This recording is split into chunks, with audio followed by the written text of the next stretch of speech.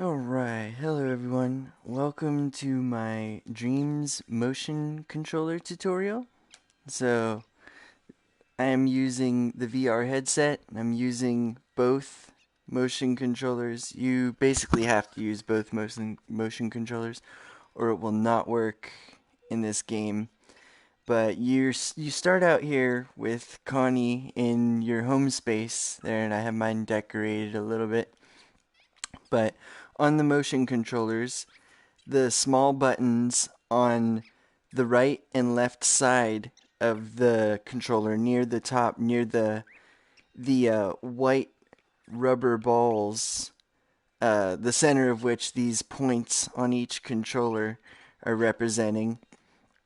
So these buttons on the side of the controller near the top on the right, you hold them to recenter the imp, and on the left are the options buttons. So that brings you into like the PS menu so you can broadcast and stuff.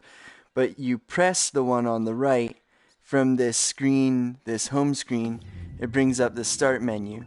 And now you're here and you can click Dream Shaping with X. Now, the way the buttons are on these controllers, so the way the controller is set up, there's a dominant one, and then there's a secondary controller. The dominant controller has eyes on it, and then it has a couple of other features, like my spider has little legs, but if I had a different imp,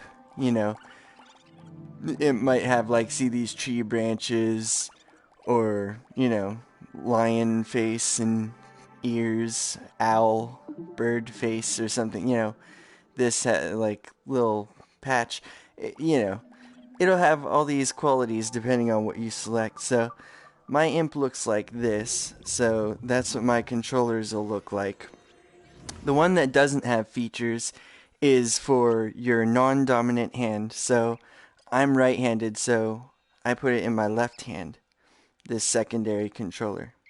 So the option button, or rather the start button on the right of either controller will bring you to this menu. Of either controller will recenter the view if you hold it down for like 2 or 3 seconds. I don't know what it is, but you click Dream Shaping with X, and then you scroll down a little bit and it's right here, Start Creating. Now when you scroll, this little beam, I'm aiming it at the place that I want to grab, and then I just move my motion controller up and down or left and right to scroll, left and right along the row. I do this in a dark room because I feel like it has better accuracy in a dark room, but that's neither here nor there. We start creating new element or scene. Select it with X2. You can't select it with the non-dominant hand because, it doesn't really have a beam. X and square will scroll down and up, so that's interesting. And you can grab with the trigger, but you can't really select anything. Yeah, so you can scroll with your non-dominant motion controller, but you have to select with the dominant one that has the beam. And you just point the beam. There's like a little gyroscope in the controller or something. And if it feels like the beam is not pointing the right way, then that's when you need to recenter your whole view. And see, it is the options button. See, I'm calling it the start button, but it's the options button. The other button, yeah.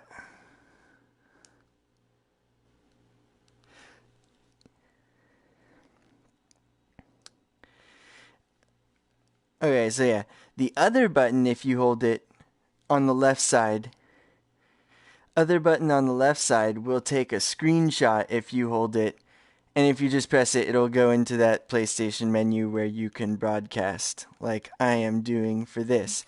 Now, to bring up this menu, you pull the trigger of the non-dominant controller, and you kind of hold it at like this like 20-degree angle or whatever to get it level. So you can scroll whatever row you're on, by grabbing it with the beam and pulling the trigger there. So the way it works is it's like, it's like a hierarchical structure where when you select one of these buttons with X, the row below will change. And if you select one of these, it'll either do something or the row below it will change. And I've only ever seen 3 rows, I think. I don't even see 3 rows here really. But see, when it has dot dot dot, you hit it with X and then that'll open that category and it minimizes all the others by default. So there's modes, there's animate, there's gadgets, there's guides, there's show hide, start time or rewind, and there's tools, and there's search, where you search for stuff in the Dreamerverse. This is some of the stuff I've created. But when you start fresh, they give you this block, and if you want to see its attributes that it starts out with, you hold the triangle button on the non-dominant controller first.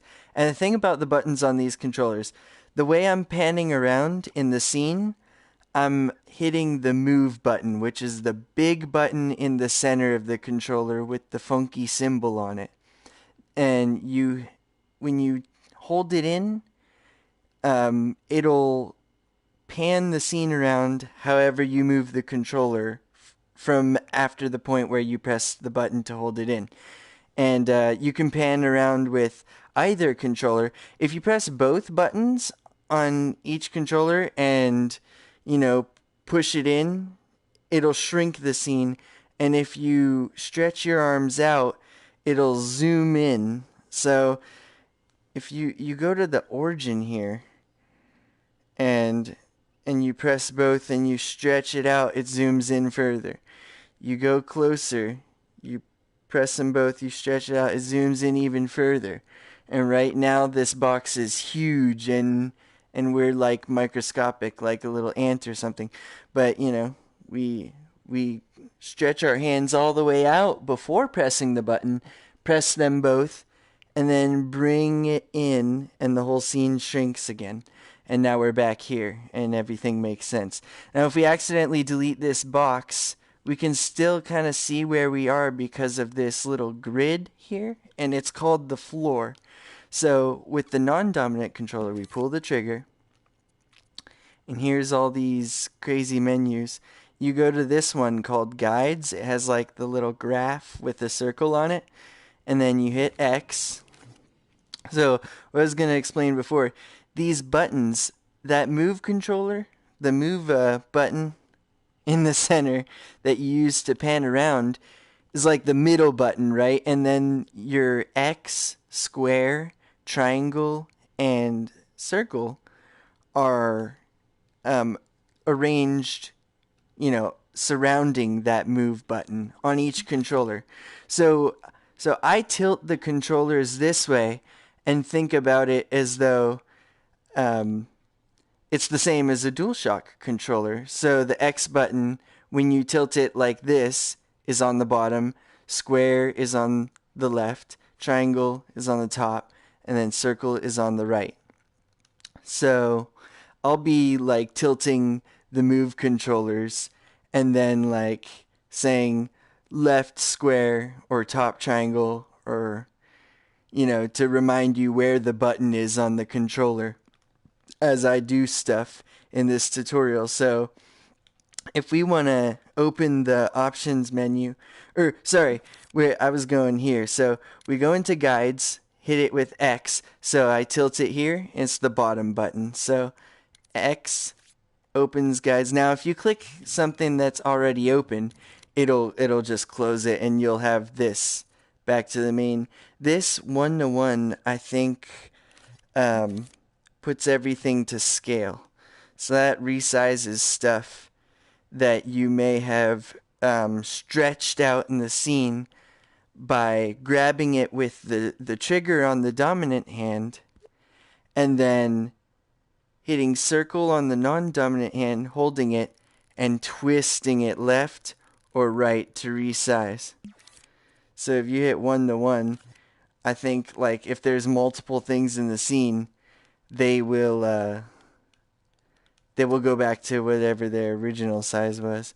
But I'm not sure exactly what that button does, but no one really knows what that button does. In the guides menu here, once you open it with X, there's a couple things. There's grid snap, which we're going to use a lot. Precise move.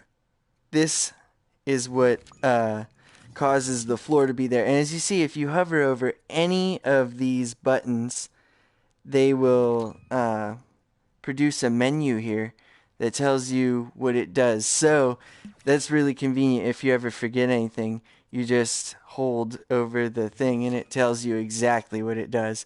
So this is the visual frame of reference to help you keep track of scale, scene of origin, and position and orientation. Matter of fact, let's do that with 1 to 1 imp reach.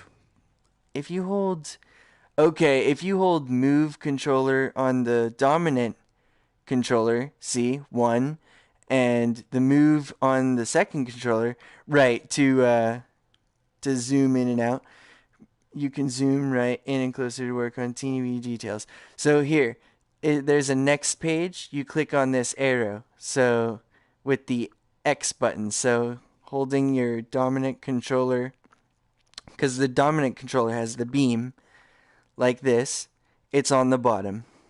So the bottom button, X, if you hold the move on the dominant controller and move on 2 and push your motion controllers together, you can zoom out again. That's right. Your imps stay the same size in either operation, which may be not what you want. If your imps feel too big or too small, this button resets your imp reach back to 1. Okay. So this is for if your imps feel too small. Your imps, the actual size of these imps that we're looking at for your controller. Good. Okay. Press move on and then okay. So you just tap them both to do the imp 1 to 1. Alright, so if your imps ever feel too big or too small, that resets that. And then if the beam feels like it isn't aiming correctly, you can use the button on the right side of either controller and hold it for the imps to recenter and for your view in VR to go back to head on. And you want to make sure you're looking right at the camera when you do that, when you hold in the options button, as it turns out it's called on the right side. Don't know what the other button is called on the left side, but it brings up the broadcast menu, and if you hold it, it takes a screenshot. Anyway, moving on. We hold the triangle button here on the top. Well, we turn off the floor. That's what I wanted to show you. The floor all the way here, that then it makes it hard to see like where you are if you accidentally delete this and you have no shapes, like you don't know how much you're zoomed in and it's a big mess. So that's why I leave the floor on. And see how I deleted that and brought it back? So the dominant move controller here, it just has to go down to the left, and then you press, when I'm angled here, the leftmost button, which is square. And that will control Z. Now, if you want to redo something, you bring it over to the right. And that's true whether you're right-handed or left-handed, you're swapping. So if you're right-handed, you have to like kind of cross over your other arm to undo, and then to redo, it's like just reaching over to the right. But if you're left-handed, when you it's like the top left button with your thumb, and you just open to undo, and then over here to redo, undo, redo, undo, redo. And sometimes if like you don't move over quickly enough, it like won't catch that you're trying to undo redo. So yeah, try to like just, put the whip on it if that happens. Now, I brought up this, I showed how to click buttons, brought up guides, showed that it's a disaster without the floor. Now, when you're using, so bring it down to the left, square, which top left button. To bring it back, we tilt this secondary controller and the topmost button, triangle, hold it, and then you hit square while the beam is pointed at an object, and it'll open the menu for that object. And then see how I grabbed this instead of like hitting these move buttons in the center of X, square, triangle, and circle, pan around the scene and zoom, but the trigger will move objects, including the menus for objects. And while you've got an object or a menu, you can make it larger. You can scale it or make it smaller. But I have bad eyes, so I make it larger. And now this menu, like, it'll just stay where it is if I don't do something. So I tend to like to free it. So it's pinned to screen right now, which that is nice. We'll leave it pinned to screen for now, but I do like to free it a lot of times and then just grab it and turn on the grid here. See, it's a guide. There, grid snap, press X and turn it up to like 32 or something, and I grab it with the trigger on the dominant hand, and then you press triangle, and that will align it so it's, it's a 90-degree angle. And when the grid is on, you'll notice you grab something with the trigger of the dominant controller, and press circle on the secondary and twist left and right to scale it.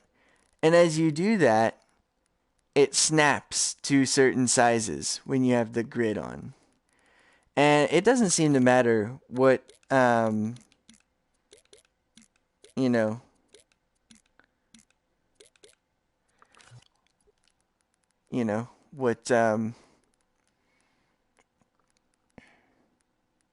setting you have the grid to, but it'll snap to certain sizes. And then if you kind of like, it snaps to certain angles too. Like it's 45 and 90. So keep that in mind. We're going to use that a lot in this tutorial. So make the menu about that size. And there's parameters here. So the buttons, you click them with your beam and X, and then take the dominant square. We moved that parameter, so that moves it back. Undo and redo, like, track everything you do to the objects in the scene and to the settings you edit in these menus. So this is for the finish of an object, and this starts out as a default. It's pretty much the nastiest color you can think of, but it's, I don't know why it's 60% for shiny and roughness, because 50 is in the middle. It's like, if you have it all the way on 0, it's pretty shiny, and you can see that that like sun that's kind of over there, but you can't see it unless you make it visible, because there's no sun and light gadget yet. But you can see how it's shiny and reflective, and when I turn that parameter all the way up, that shine is totally gone and it's all the way rough. So if you want it like in the middle, and you want it precisely 50. See, I entered that space with the menu. I tilt my non-dominant controller in my left hand, and it's the top button, triangle. I hold it, and then with my beam, I point over the parameter, and then I press square, and that opens the little menu. And then you use the trigger on either motion controller and move up, down, left, or right to select, and then hit X on either controller, or square to go back, X to select, and then, so I'm going to select 5 and 0 because we're doing 50. And then you have to go down here and then hit X for R2. Like it says R2, but obviously both controllers just move the cursor, so you can't really use the right trigger to do that. So you hit X to get out of there, and now you see it's set to 50.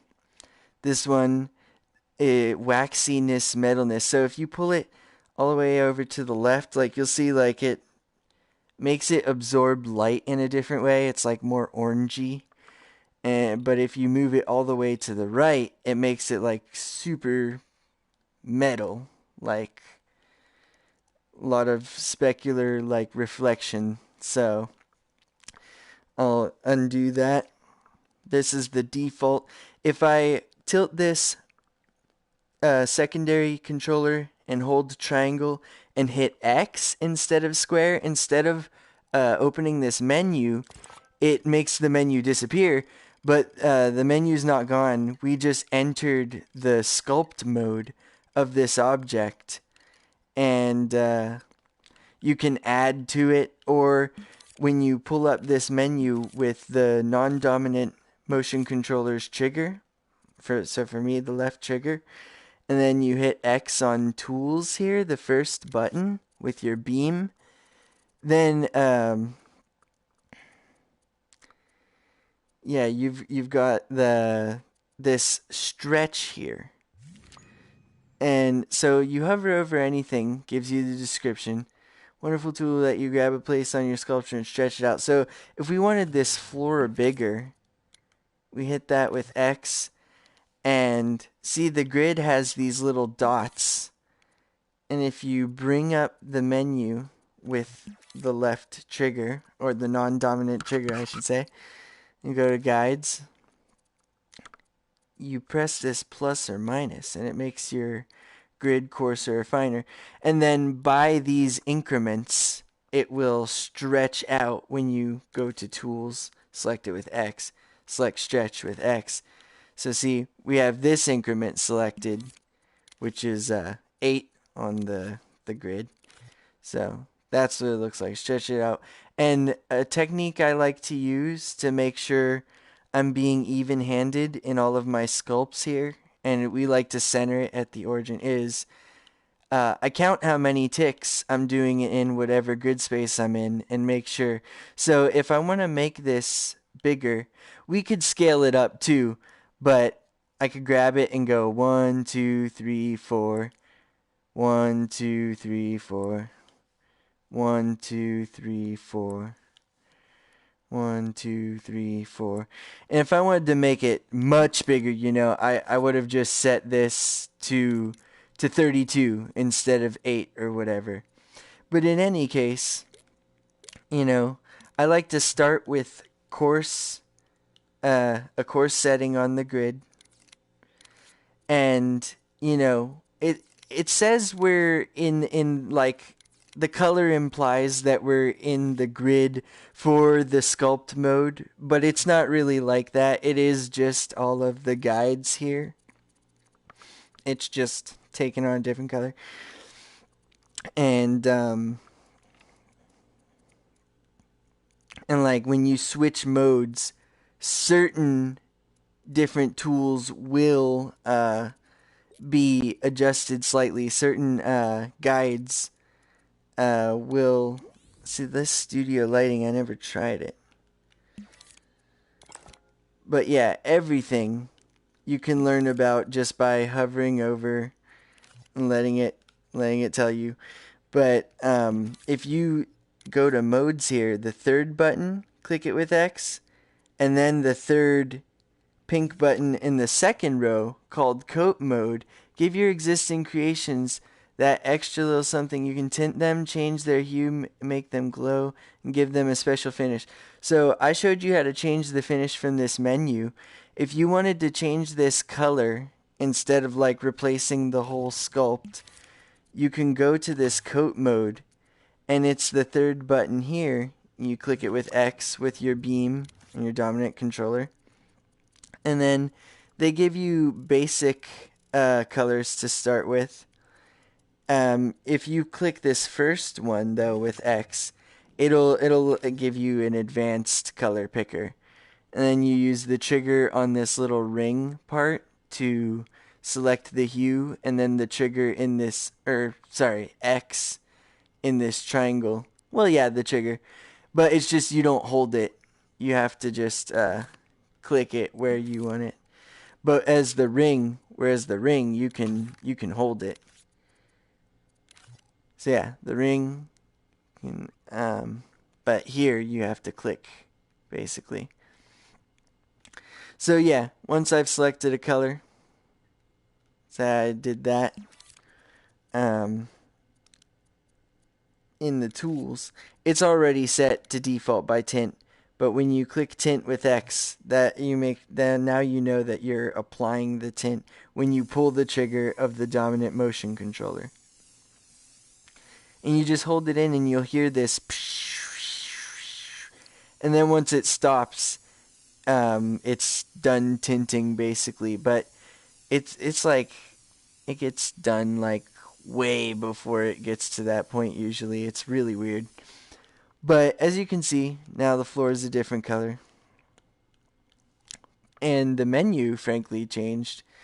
And from here, you can change it too. There's a little shortcut because there's a color wheel right here. So you don't have to go through all that trouble of going into coat mode.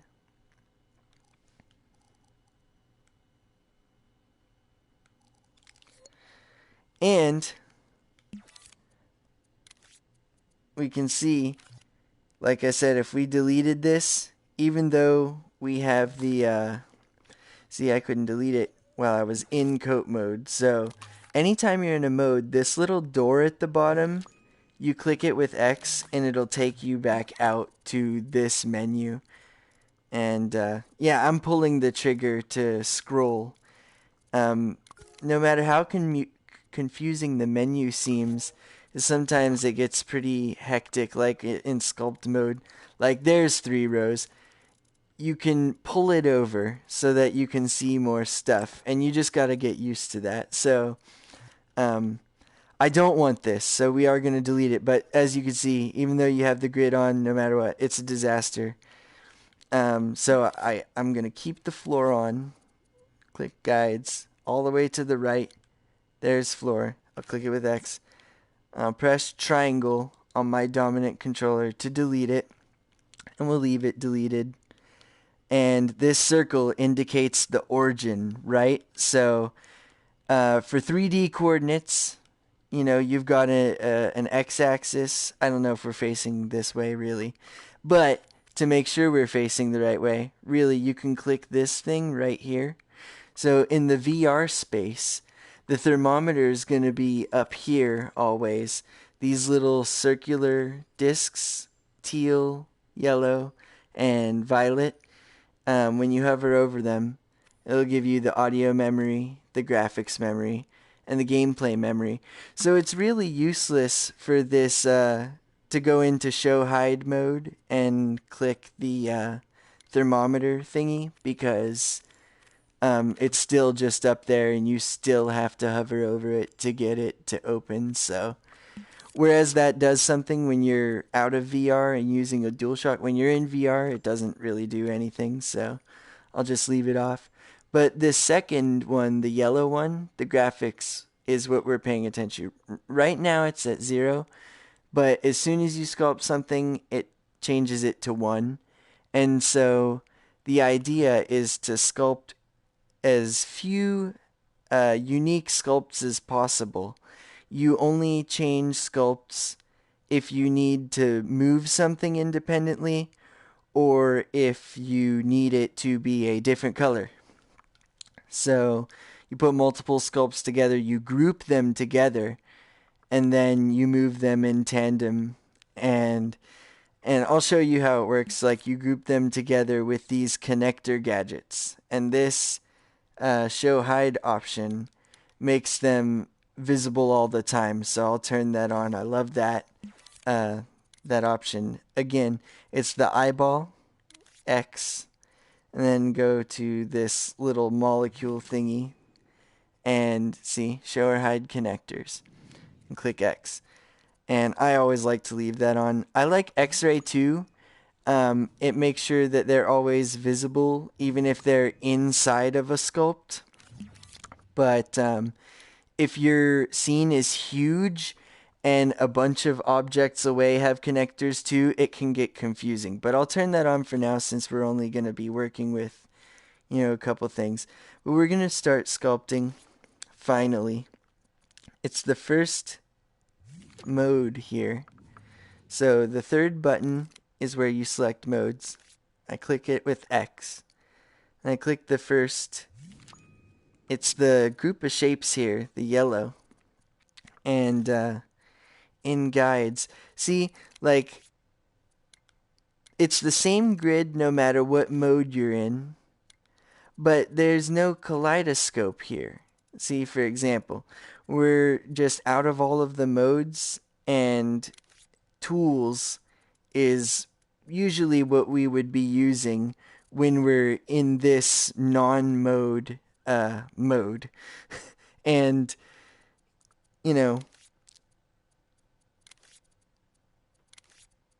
that's the fewest amount of guides you can have.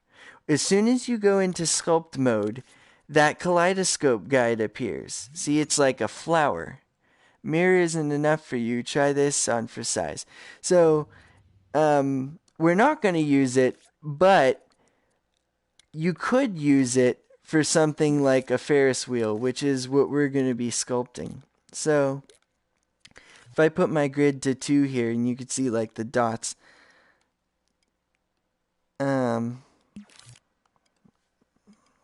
wonder if I could, center this somehow. So, first of all, when you're sculpting, in this top row, you want to select that color you want before you place it, because it adds a little bit of graphics data to spray paint over your original color, and the tint makes it complicated for reasons we may or may not get into. But I'll grab a color here.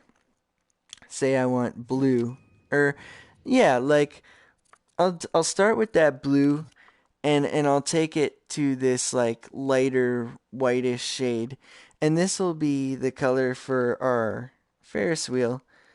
Put it in the center here. Now it doesn't look like it's exactly in the center. If I want to edit this shape before I place it, I can pull the trigger of my non-dominant hand to bring up that menu, and it brings up all the menus like as if we're going to leave the mode and the colors and everything. But if we look at just the bottom one, there's this paintbrush and a gear called Edit Shape. So we click that, and then it brings up this area where this cylinder with the lines on it is the one we're editing. That's the one I've already placed. So to make this less confusing, I'll delete this one. And if you press that gear, that gear won't be available unless you're in the shapes. Like you're in the sculpt mode and you selected a shape. Let's see. Yeah, okay. Never mind. It will be available. So, you saw when I had the cylinder there, it was tilted when I went into the edit shape mode. Now see, my beam is giving me issues, so I look straight ahead at the camera, and I hold the button on the right, recenter the imp. So when I went to edit mode, it was like this.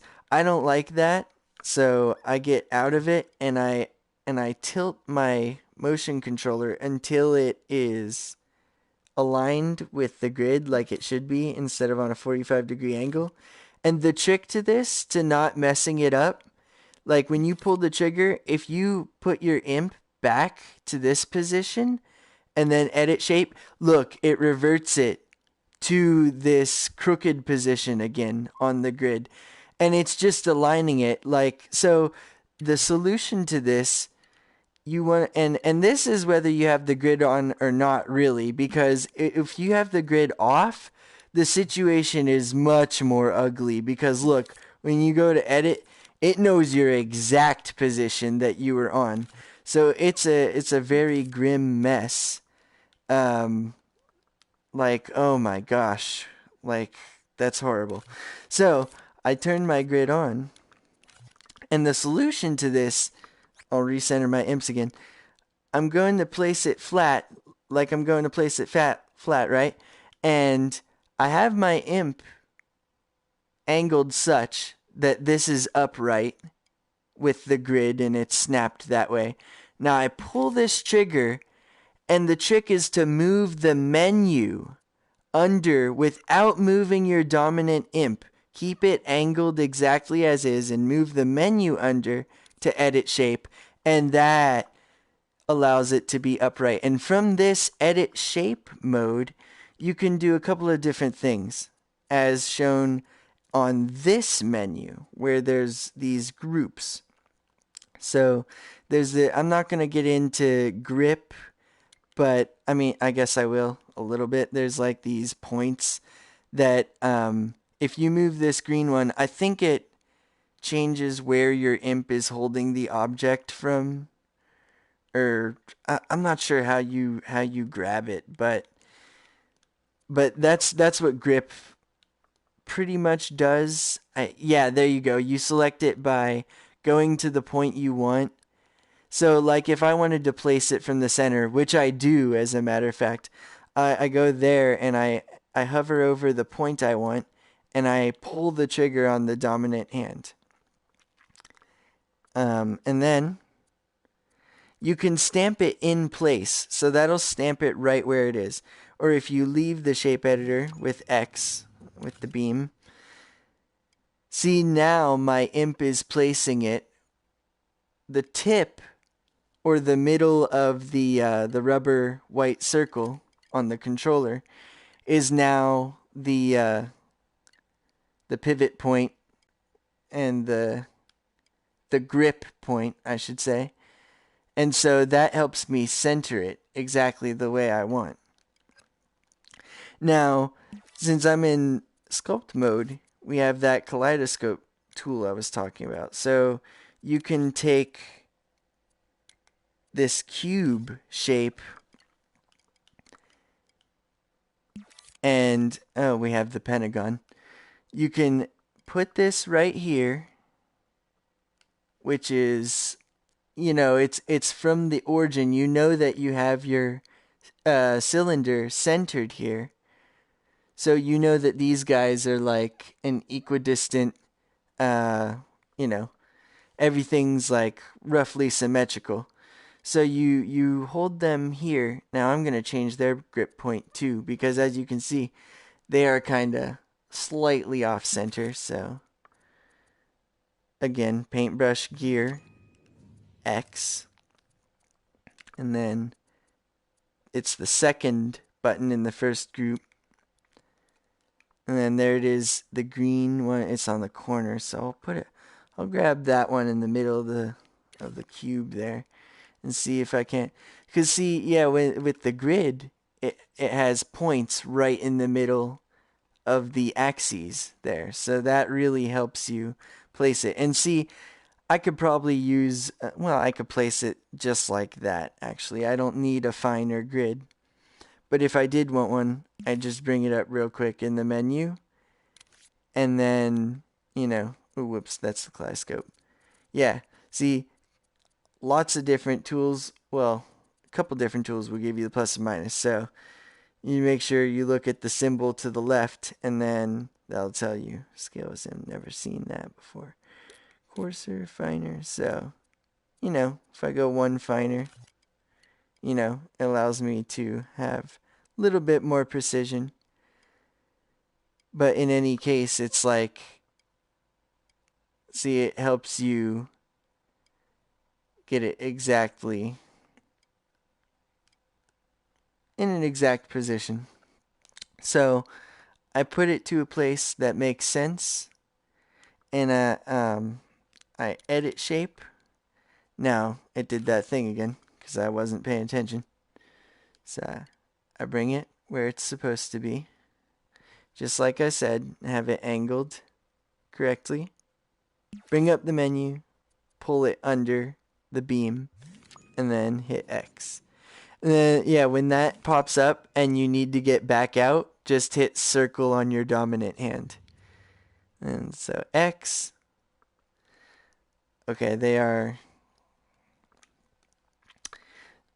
oriented the right way. So that's all that really matters, really. So I'll use that trick I talked about earlier. And remember, I go in by one.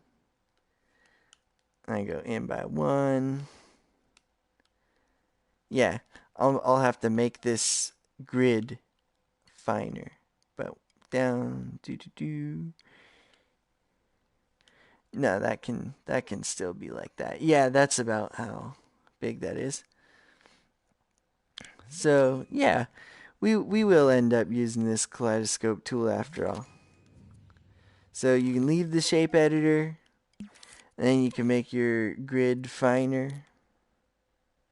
And then you can go back to shape editor. Again, just make sure this is oriented the right way. Because it doesn't matter where we are. We'll make the grid coarser again to place it so that it's easier to place it. But we make it finer to go into edit shape mode so that we can shape these beams. Ooh, whoops. So what have I got here on my grid? I got 1, 2, 3, 4, 5, 6, 7, 8. Okay. 1, 2. 1, 2. Okay. So that's good. I'll leave the shape editor. We'll bring this grid up so we're pretty coarse now. I'll bring that about. So yeah, right here. So I move that in so it's sort of in there. And I'll place it with X. And so because we placed it with a kaleidoscope, if we stretch stuff with this after the fact, it'll stretch all of them that I placed. So that's a really convenient feature there. So I went, I took my dominant imp, went down here, and did the left button square. Left to undo to go before. And I go to guides and press plus on kaleidoscope.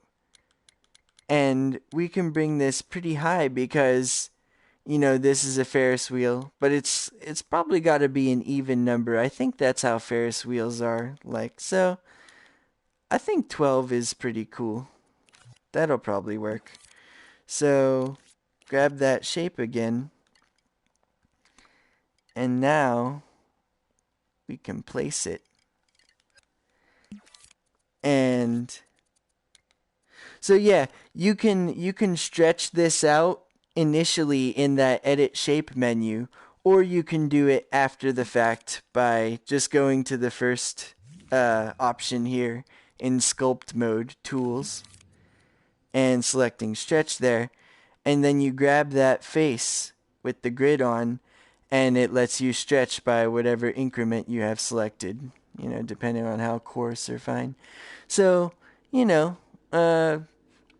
it's like that. There's these little tick marks on the grid, and you can conform to them. You don't have to, but I will. I like to do that because it probably makes stuff easier to line up.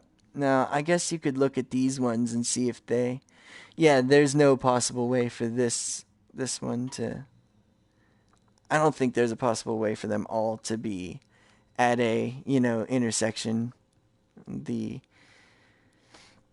tick marks here, but that's a good size for the wheel. And so this brings up the first element, the first decision here of sculpture, because we're in one sculpt right now. It consists of a cylinder, and it consists of really one rectangular prism shape.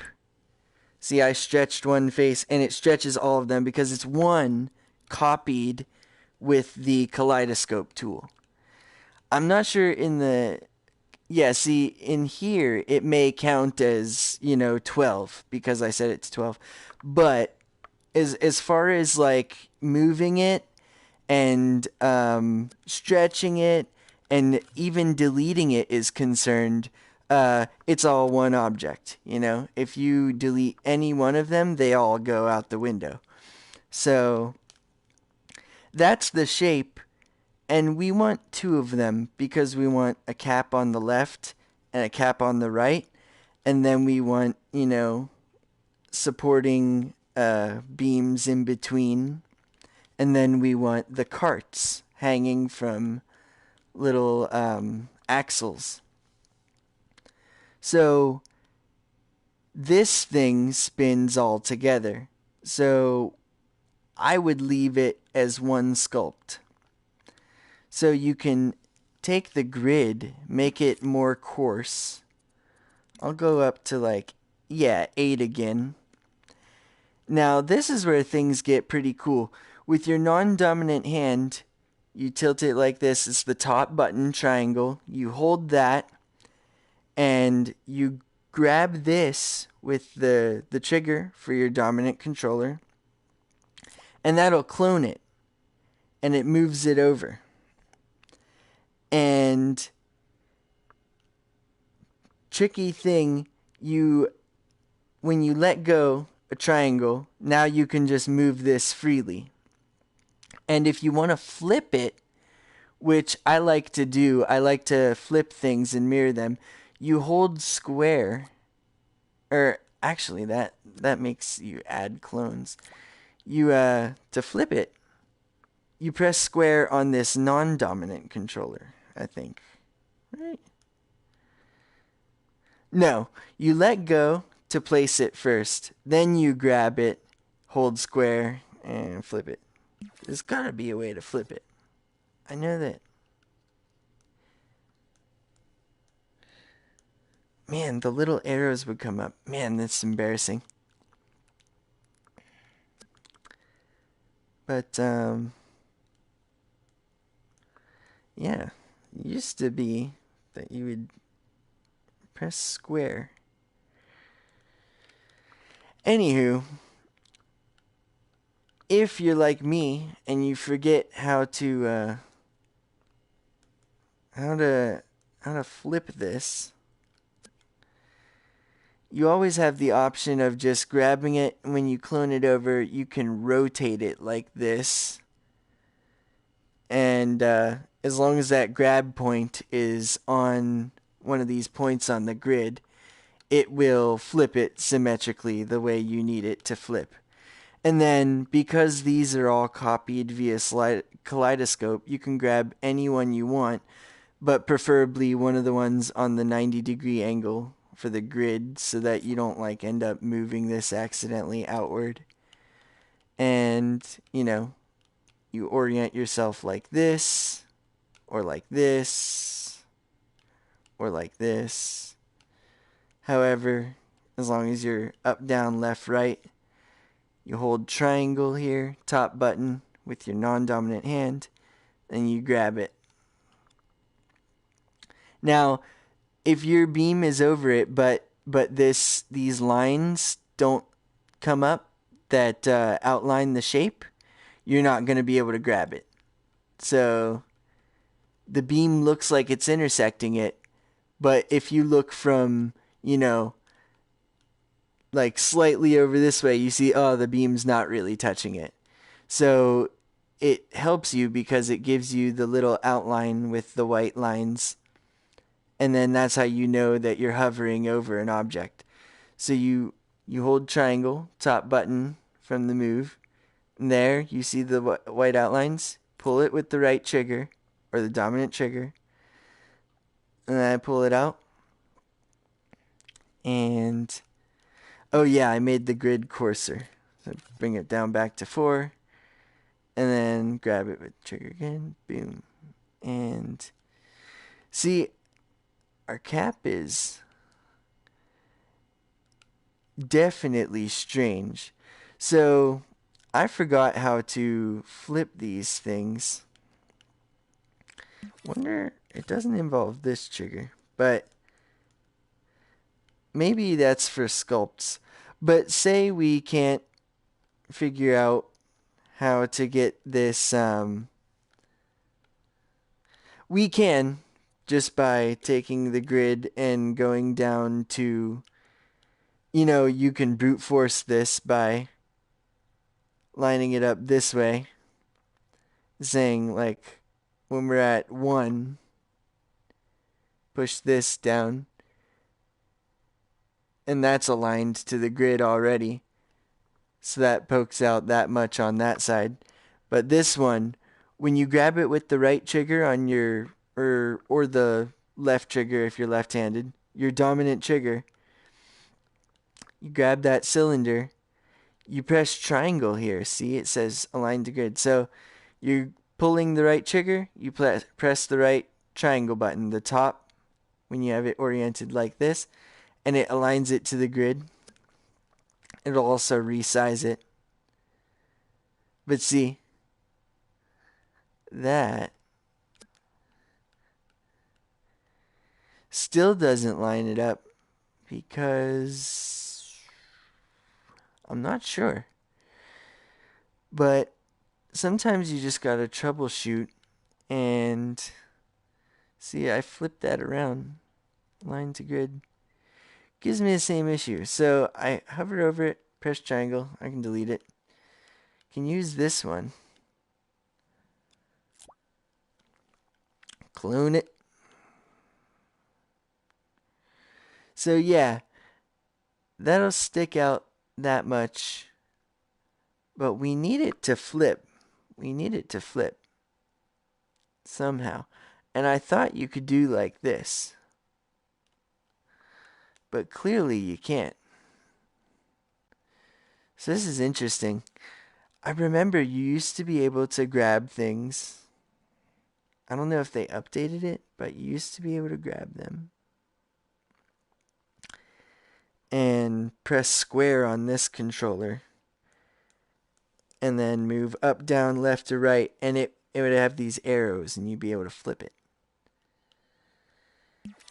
But in tools, there should really be a little flip like mirror tool, but there's not. And that's not what this does. Mirror like is like the kaleidoscope. It's when you create one object, it'll flip it over an axis. But say we had this and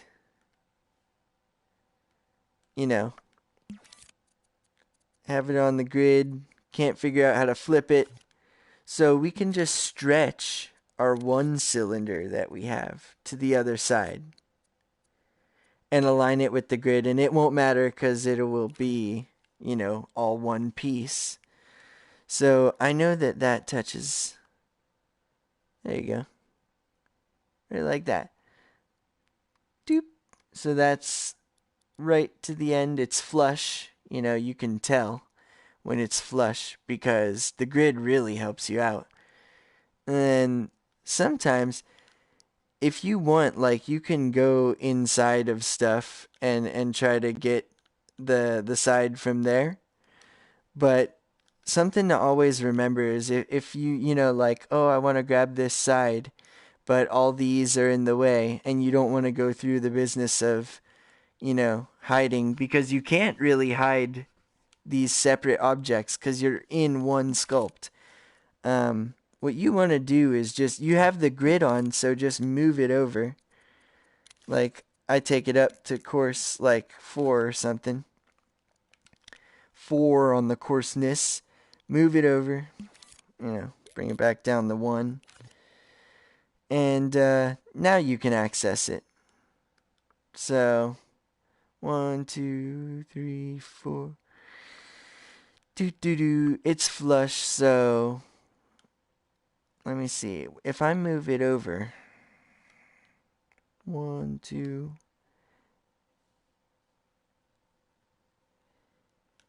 Yeah, it's a very specific measurement that will make it flush.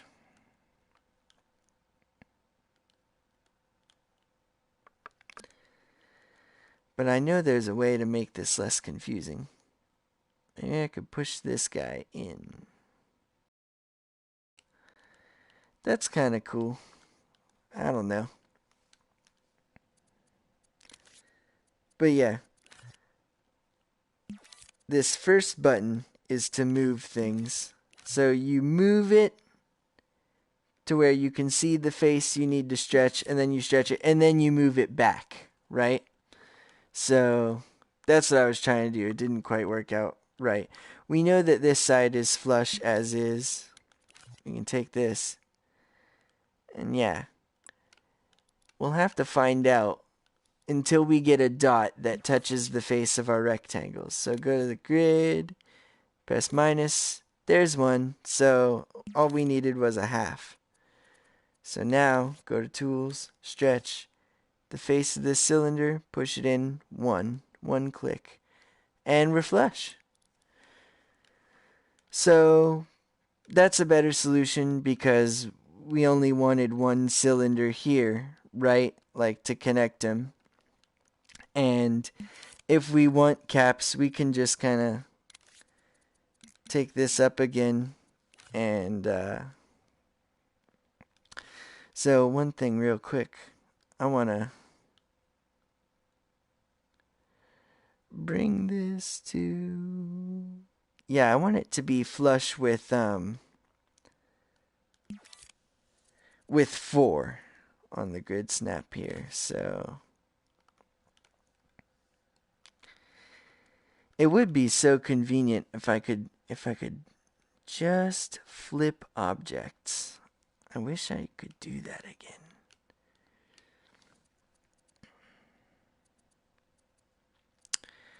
But yeah, because I want to be able to have a dot in the middle here.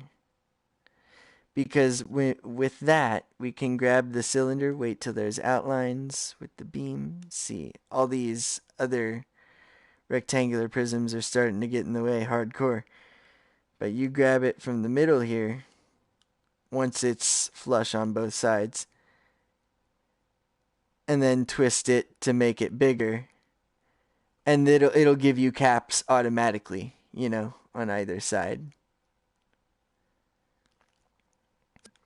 And it all depends which number your grid is set to here. But let's see if I go here and align it to grid, will that? Yeah, it kind of messes me up because it makes them smaller. So that's no good. So one way to address this is to kind of remember where the dots are. So with 4, so we want it to go there. So that's the increment we need. Do you see how I determined that? So from 4, we know we need to get to this dot. So I'm looking for a dot on the face of the rectangle as well. So I go to the subtract and click X until I've got a dot right on the rectangular face. See? And so now I know what I have to do is grab one of these rectangles and just pull it like towards me, by one click. Now I know I'll be able to, at 4, we're lined up with the dot. I'll see what increment we need here. It looks like we need a half here. Yeah, we need a half here. We can move this towards us by a half first. Oops. See, that's tricky because, yeah, sometimes you only get the arrow from certain places. Press triangle. See, it wasn't aligned to it, but sometimes like you get lucky and it snaps it to the grid for you. So now it seems to be realigned because, so yeah, you could just pull it flush from there, or you could go to a larger increment. So yeah, now we finally have this flush with both sides. Sorry that took forever. Go to larger. So now, see, when we're at 4, we have a point in the middle here, which is what I wanted. So I'll bring it back down to 2, grab it, and see there's a grab origin when you're using the grid here. So when you see the outlines here, you know, well, it shows you where your imp is, but yeah, you want to try to like grab it from the center. See, there will be a green line that shows you where you're moving it from. So I did grab it from the center. You see that? I got lucky. Because see, you can grab it from here too, and see, like, that's a weird place to grab it from. And I want to grab it from the center because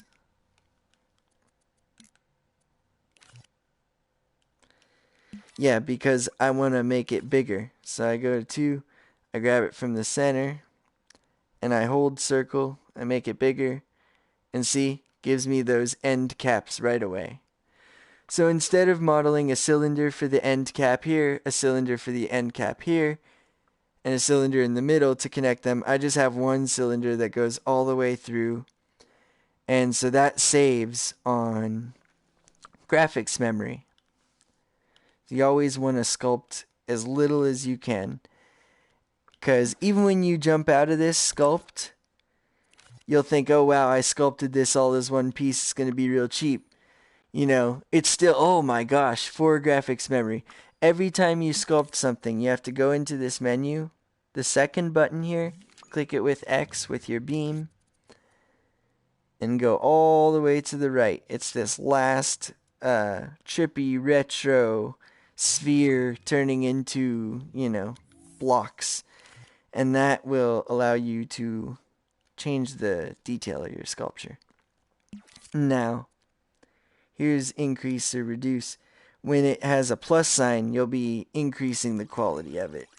So we don't really want to do that because that would bring it up from 4% higher. Bring it down. Of course, it's already as high as it can be.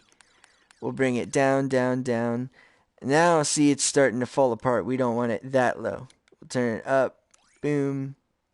See, it's a little bit rough. Boom, up. It's a little bit rough. Boom, up.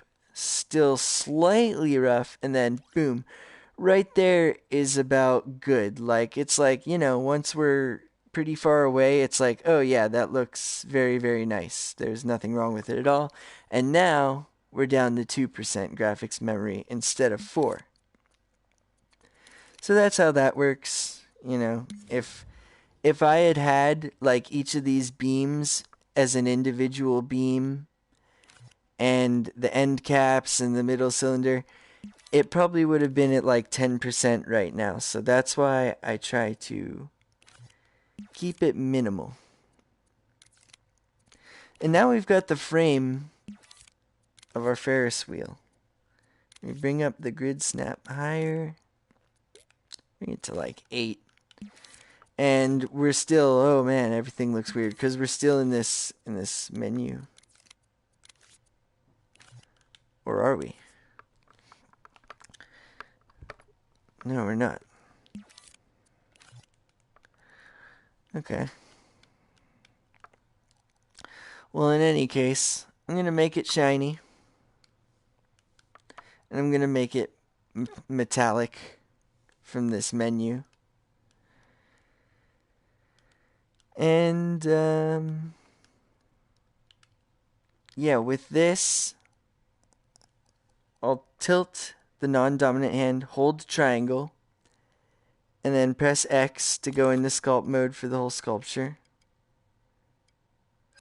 Hit circle because it had me placing a shape. And I want to add the little cross beams. So I was wondering if I can take my non-dominant hand, tilt it, hold triangle, pull the trigger here. Yeah, it'll let me clone it. And then I will just, I'll drop it there. So it's like this. It's like another set of, arms. But we're not going to use it for that. We're just going to, we're going to take go into tools, take the stretch of it, and we'll shrink it down, right? So now we have like a short set of arms. And now we'll take off the grid. Okay, I'm still broadcasting though. That's all that matters, because we're not importing anything. We'll take off the grid, but now we're going to use this precise move. And so we'll make sure we're using one of the straight up and down beams. And, well, we'll turn on the grid back again first to center it. Back to 4. Take this guy. Go back to the move tool since it thinks we want to stretch it. Yeah, put it in the center.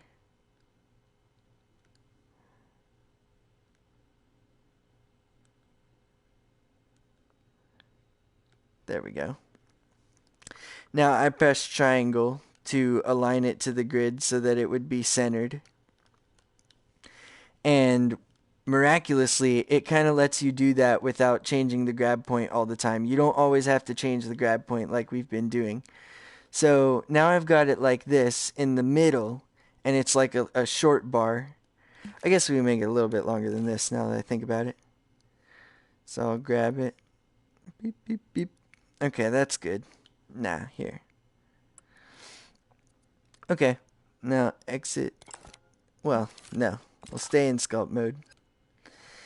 And now we're turning off the grid here, but we're using this precise move. So in guides, it's this, like, it's got all the axes and like a cube in the middle or something. And then it's set to grid space by default, which is okay for now since we're going to use the straight up and down one. If we were using one of these angled ones, if you were in a situation where you had to use it, and it was not like all part of one sculpt, if it was its own separate object, you would be able to use this feature called local space, and it would allow you to, it would treat like this as the x-axis and this as the y. And so it would be relative to the angle of the object. So that's pretty convenient. But we have it on, grid space. So we go to the one that's straight up and down. And with precise move on, I'll grab it and twist it. Like this. See? And they've all twisted together in tandem. And you could poke it out a little bit to make the cap there a little bit fancy. But if you see these lines being created, if you see blue, green, and red, that's bad news because like you've moved it far away from like where you want it. Precise move like takes a while to snap to start moving, but it'll let you move along all 3 axes. So you got to be a little bit careful. But the way you can be careful with this, like, oh, I let go. Oh, that was an accident. you can undo it. The way to be careful is to zoom in, and this is awesome. You zoom in like ridiculous amount, right? And then when you grab and twist, it's a lot more sensitive, so you have to pull more before it lets you, you know, really start to slide the object in another dimension. So if you just see the green line, you're good, because you're just moving it this way, and it's still aligned with everything along the other axes. So I want to look at the other side and get it like, inside the arm. And on this side, I want it to like, maybe poke out a little bit or maybe not. Don't matter. But that looks kind of good. Could just leave it there. And yeah, I really wish I knew how to just flip it, because that's what I used to do. I wonder if I exit this sculpt mode. Okay, if I take the whole thing, will it let me flip the whole thing if I turn on grid? Yeah, it will. So that's why it wouldn't let me flip before. So yeah, it is the square button with your non-dominant controller. But you can only flip one object at a time. You can't flip things inside of a sculpt when you're in sculpt mode. So there's the mystery solved. So it makes things a little bit tricky, because if you want to flip this exactly, you have to figure out a technique for it. So I think turning on the grid is a pretty good saving grace, because you can kind of just clone it and rotate it, and I think it'll kind of work. Yeah, check that out. That's basically good. Well, nah, I don't know. I mean, if you're not precise about it, it's not a big deal. But if you are precise and you don't mind about adding that extra graphics memory, you can make them two objects and then group them together. But I don't want to do that. I'm just going to turn on precise move instead of the grid, and kind of do the same thing. Just line it up like I did the other one, because it's already basically lined up. It's just the other one had it like a little cap, and then with precise move on. See, I know that it's the right angle, I think. So I can just make sure I got the green line and I'm just moving it.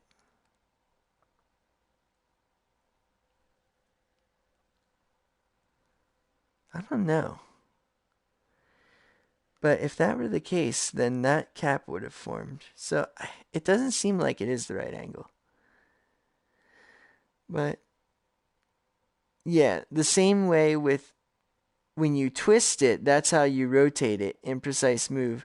And it takes a lot of twisting before it starts to twist, but you can only twist along one axis.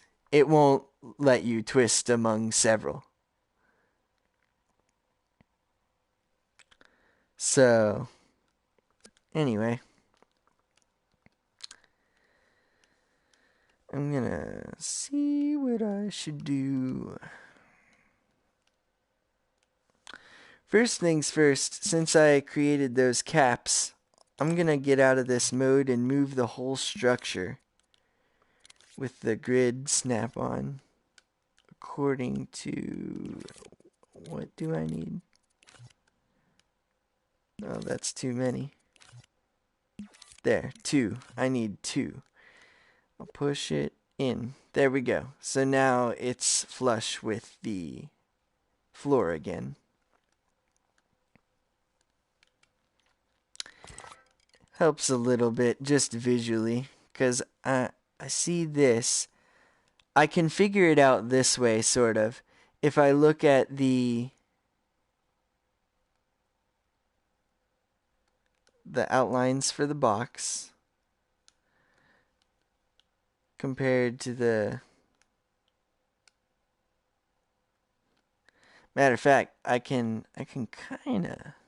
Well, yeah, the tricky thing is getting the same angle for the other beam. I'm not sure if it's the same angle. I thought it was, but maybe it's not. I'll delete this. Let's see. Because, yeah, if you hold triangle and grab it, and yeah, it does not let you flip it with square. That's weird. I twisted it, and it looks like this is the same angle. But, yeah, I don't think it is. Oh, whoops. Back over. Oh, whoops. Oh, no, that's no good. But you can see we're making these little crossbars here. One way to do this actually is to just remember what angle you set it to when you do precise move. So I could just grab this, press triangle. Oh no, it won't let me do that. Yep. See, there's certain disadvantages to working all in one sculpt too. Like it won't let you align certain stuff, but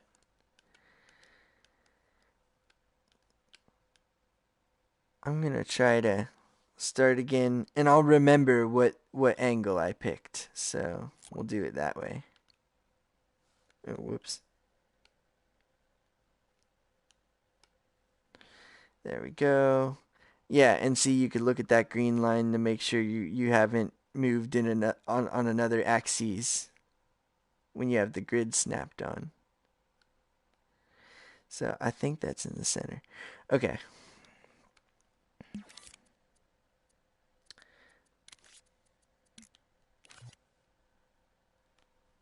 I might have to... Yeah, because I shifted things up by 2. Whew, that makes things difficult, but yeah, I can't just eyeball it. I do have to make sure I'm in the center. So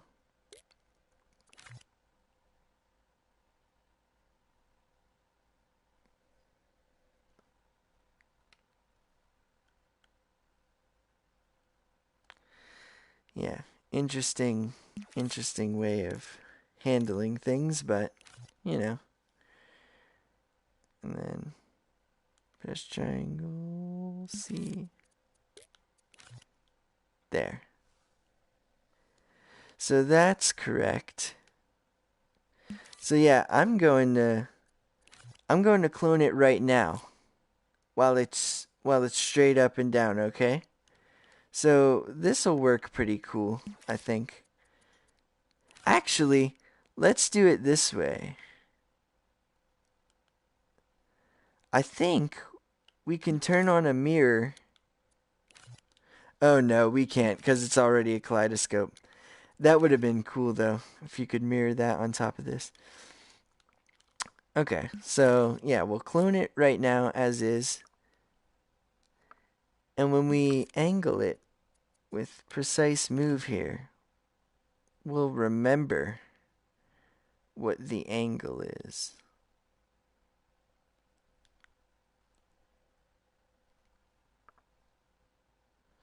So 18 degrees looks to be about the angle we need. It went to 17. Yeah, 18 maybe. Now, you gotta be careful because like precise move grabs it from where the beam touches the thing, so I kind of like to try my best to grab it like right in the middle. 18, 19. So it went to 19. Grab this one. See, I don't even know.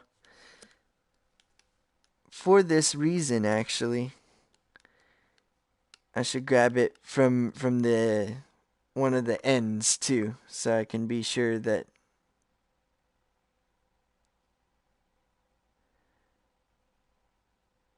18. That I grab it from about the same place on each one. 18. But the other way, of course. That would be a silly mistake. Okay. So yeah, now that is more what we want, right? You know, it's roughly correct. So we turn on our grid and then we just move these things in, you know? Just grab it. Get the outlines and count the ticks, the number of ticks that we're moving it over, because it'll be pretty much the same, and then you can tweak it. 1, 2, 3. Yeah, 3 is about what we need. So here's this one. There's the outlines. 1, 2, 3. Alright, and then take it down to 2. Try moving that over 1. Yeah, they're about the same. Okay. Now over to 1. Alright. And so you could repeat this again, but you know, I'm not doing this again. But you could do it again if you wanted another bar crossing down right there. And you know, as always, I recommend to do it in the same sculpt. Did I move that or not?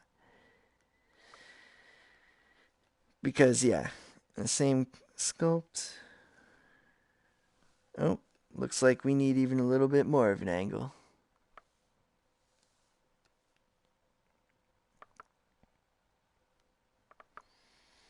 But how much more of an angle? Precise move. Whoops. Thinks we wanna. Can't be too much now. See, it snaps, so you want to zoom in. And when you zoom in, it lets you do angles like 2 or 3 without acting like it needs to snap unless it's like 5 degrees or 7 degrees. So 2, 3, something like that. I tried 2, and then same thing here. Put the twist on it. There we go. 2. Alright. And I'm just going to go from precise move. Pull it in. See, like, those corners. That corner is inside. And this corner inside the other. So that's perfect. I think it's about right. Yeah, move it. That corner's inside here. Oh, this corner's still poking out. So let's move it a little bit more. There. Now that corner's inside. Ooh, this corner's outside still. So, one thing. Yeah, okay. So maybe it needs a little, like 1 degree difference. There. Yeah. Push it inside. Inside. Alright, that's gonna have to do. You know?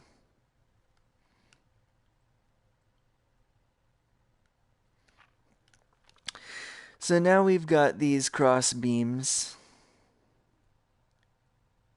inside the Ferris wheel.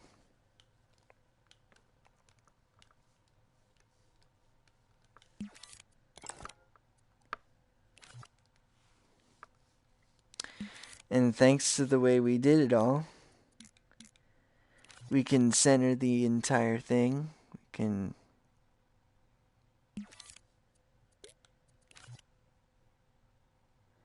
grab it from the middle with 2. Blip, blip, blip, blip, blip, blip, blip. Right there. So that is ideal, right? Because the origin is in the middle of the wheel. And we can like twist it. We can rotate it rather, like that 2 times while the grid is on. So now the floor is flat like that, and the Ferris wheel is oriented the way it would be in the park, like, you know, in the world. And so yeah, the cool thing about these crossbars, now that we've modeled them all in a kaleidoscope fashion, just like the regular arms, is when we go into this sculpt now, and we have the grid on, like, I want to move them down.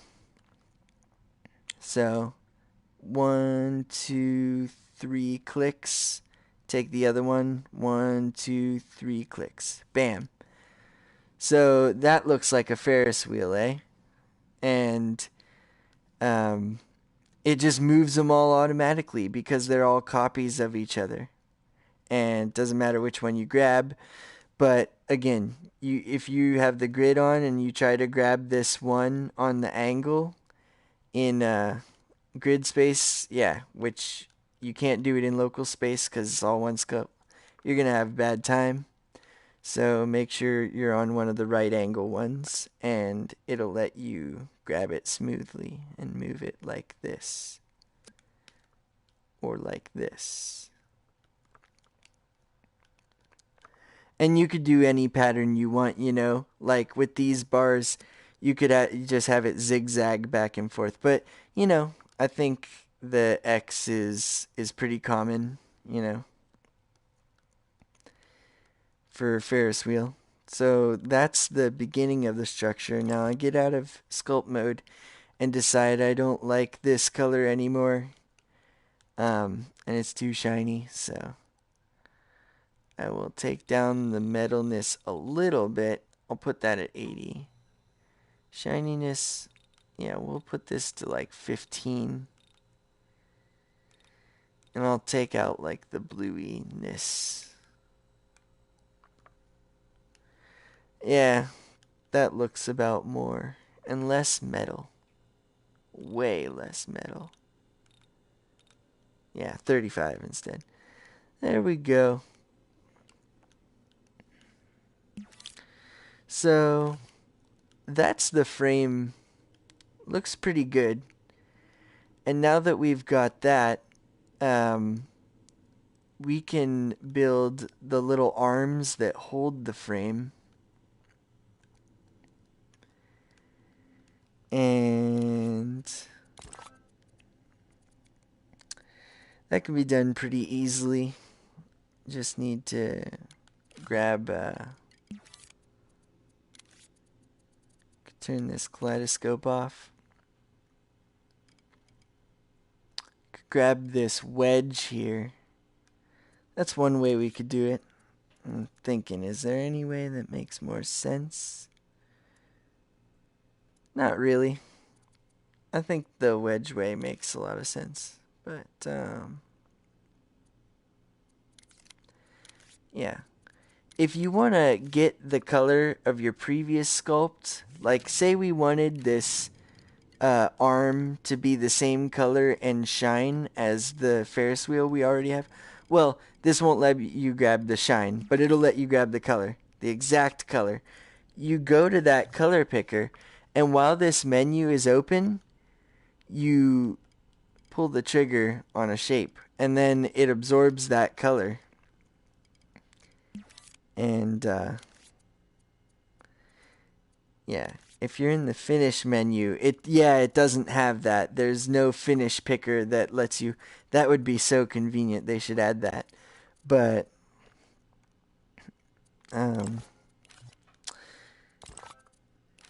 we can grab the same color and start from there.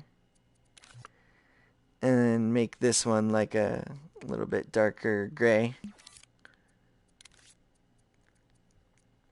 Yeah, we don't need to use wedges. We'll just use cubes again, or rectangular prisms. Because we just need to turn on the grid and go into the shape editor mode like we have. Now see, this color picker is still up, so I have to press circle on the dominant motion controller. Ooh, excuse me. So there we are with it centered. You know, you can kind of, well, nah, it's not centered. I'll edit shape, change that grip point to the center. So that allows us to make sure we're in the center. It doesn't look centered. That's so wacky. But yeah, it's centered. Yeah, okay. Now I can tell. It for sure is. And then there's the center of the origin. So we can just place this as is. Like, you could hit X, or you could go to the edit shape. I just want to make it into bars like we did last time.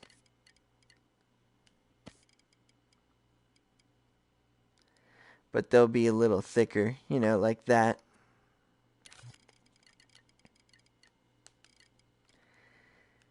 And then, yeah, you could just place it like that.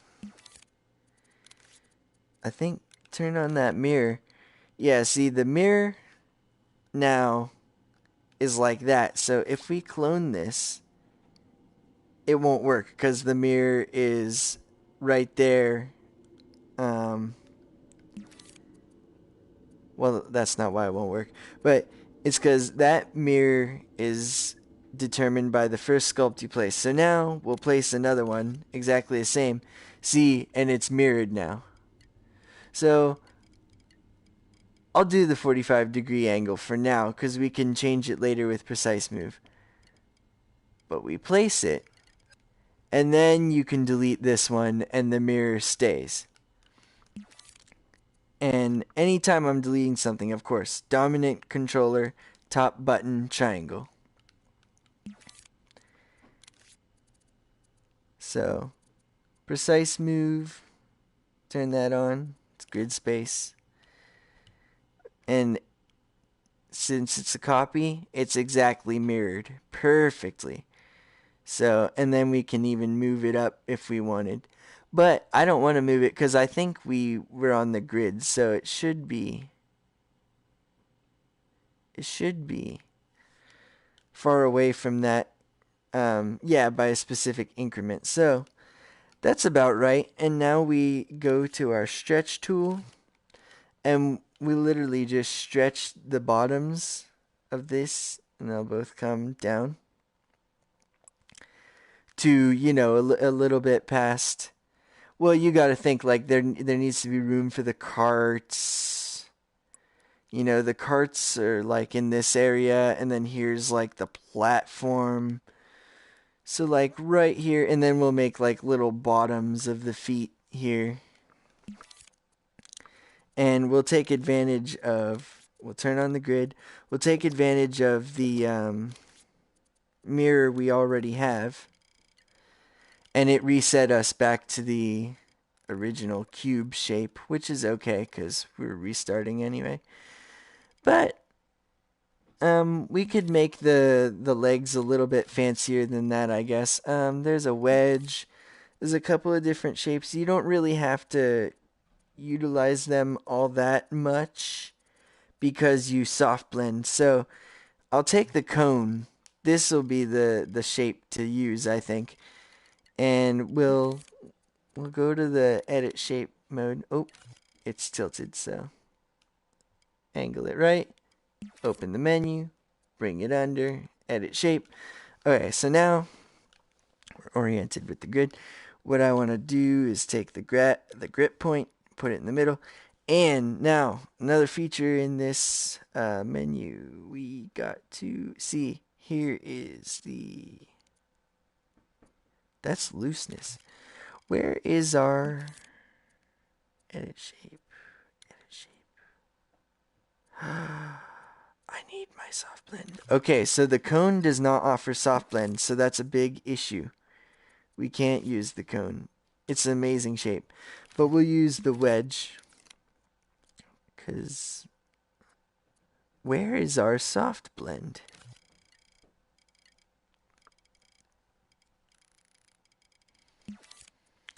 Running into some... Yeah, that's weird. Looseness. No soft blend, though. Looseness, varying looseness, grip. Huh. Let's say, because you can blend shapes. There, this... no. Wow. Stamp in place. Huh. Well, anyway. Since we can't use soft blend, let's just make feet out of cones then. Just put the little grip in the middle. So they're pretty huge, so you hold circle on your non-dominant controller and twist.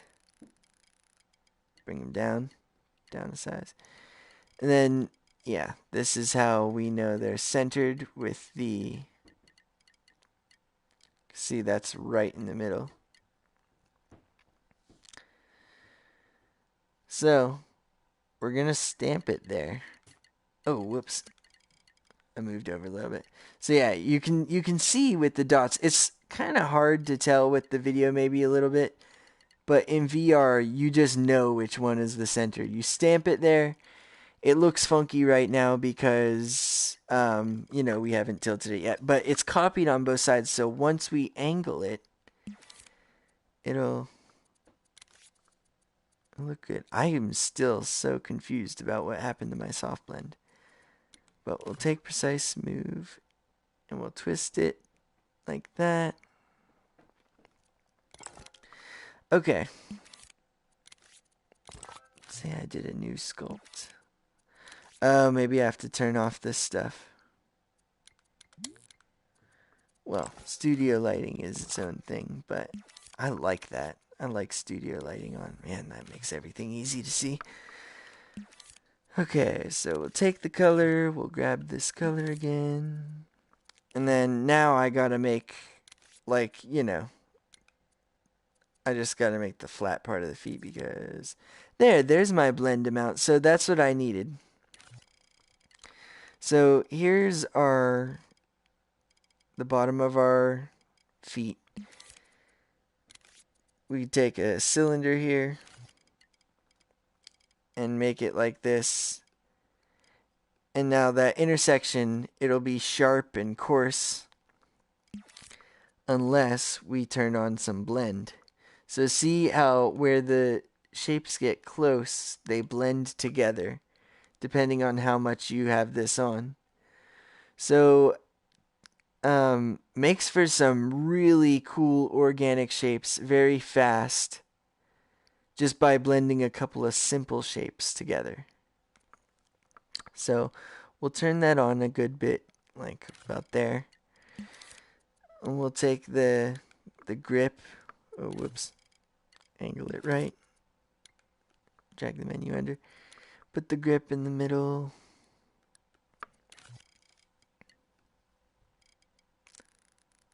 And then, yeah, see what size we want this. Because we can make it big. Make sure it's in the center. Because we want it to have the right diameter first. And I'm going to make my grid coarser.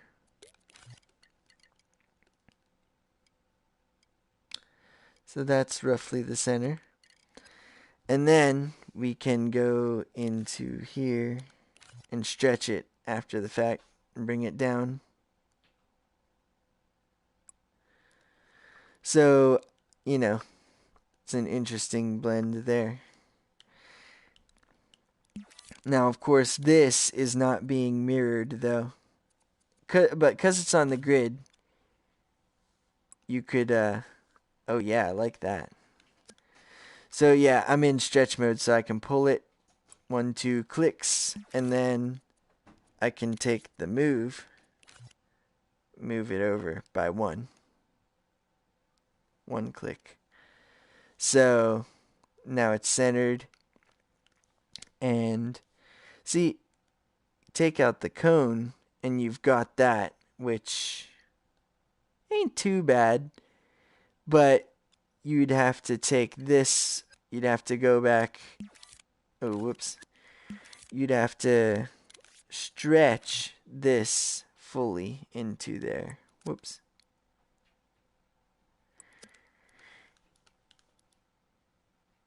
Yeah, you'd have to access the bottom of this from, like, maybe, sometimes you can go inside, but yeah. You could do the thing where you move it over and then stretch it and then move it back. 1, 2. So you could do it that way. And that looks okay. And maybe I should have added more blend. So now I can just do it again, really.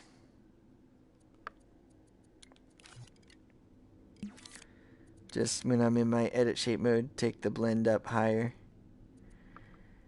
And I'll bring it like here. Try to bring it here. Kind of in the middle.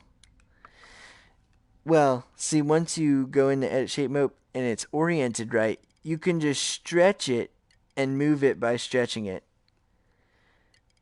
See, it'll just cross over, and then, oops. Yeah, there's a lot of ways to manipulate things from all kinds of different places. Take the grip point and put it in the center again.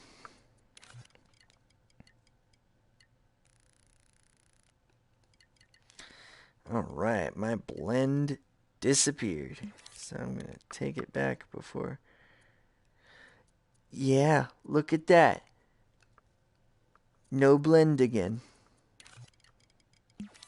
So that just won't do. You gotta make sure that blend is available. I don't know what stops me from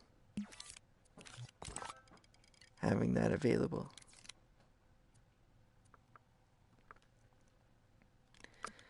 Well, there we go. I just undid it. I'm lazy. Start from back here. Let's see.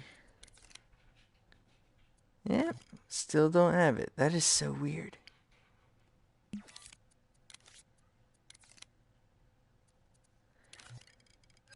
It's so unclear, like, what exactly I did. I got out of sculpt mode. I went back in. I went to edit. And somehow I had... I guess when you select a new shape, I guess if you change the grip point, it takes away your... Nah, that can't be it. For whatever reason, though, I couldn't soft blend.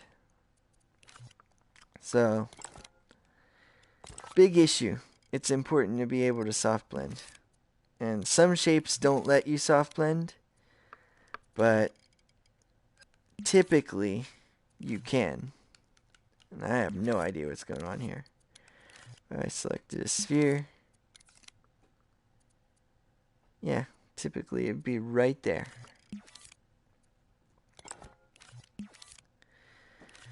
But, you know, if I don't have that much blend, I can move it up.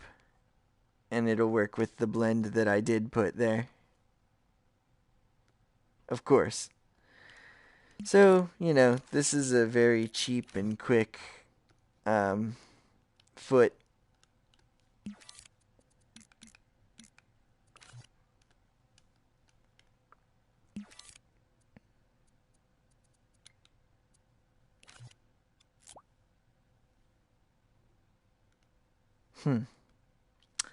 Turn on that mirror. And yeah, no soft blend. That's so weird.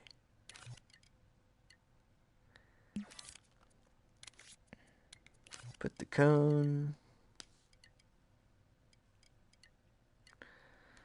Well, with the cone, I'll recenter my amp.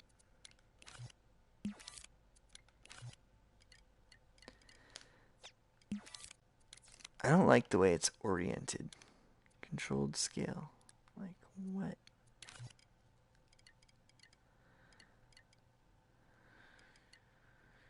Do. Edit shape. So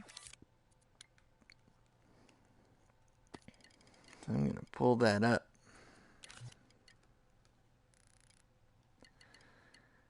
And so you could just have like the arms themselves be like this too. But yeah. The ideal thing would be to like get cones and soft blend them with these to make the bases here.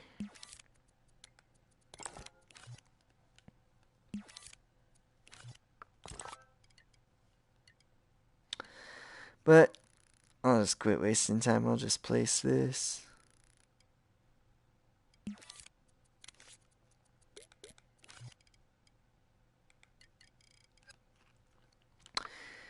We're probably, you know.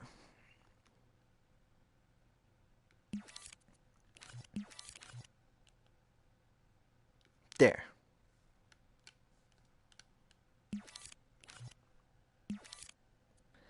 Yeah.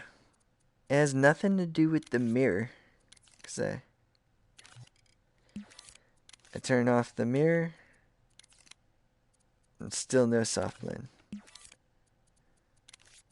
I turn off the grid. Still no soft blend. So weird. Yeah, beats me about that. But say that we were good with these legs. I guess I just you know, we had another cylindrical cap here.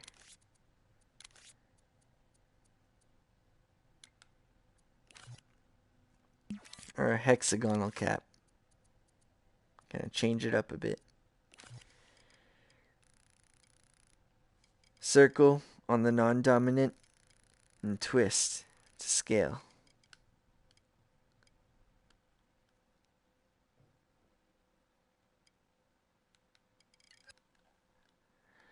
Yeah. Stretch. Push it in a little bit. So that's pretty cool.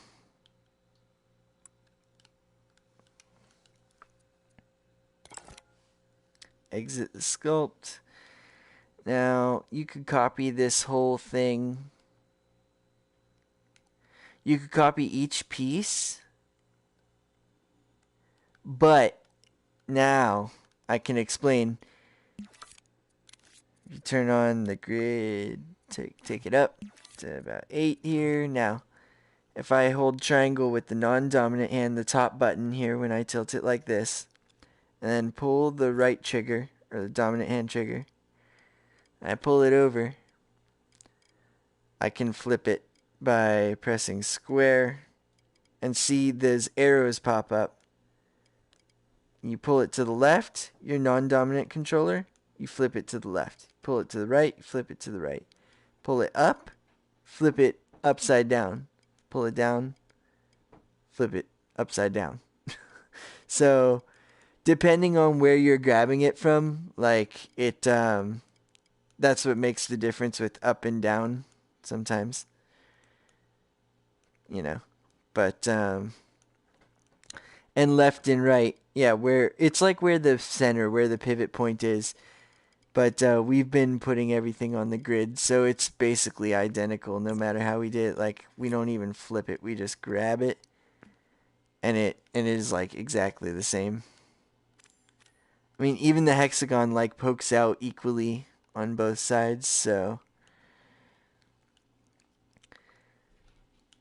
that gives us our legs. If we wanted to, we could turn on precise move and tilt these a little bit, like 7 degrees, pull them out, and then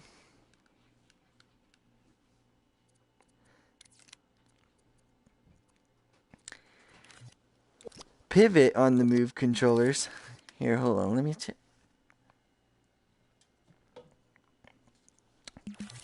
Let's see. Turn on my grid again. Bloop, bloop. There we go. So, yeah, take those out. Now that this has an angle, now you'll see what I mean about flipping it. It'll matter. See, before when they were straight,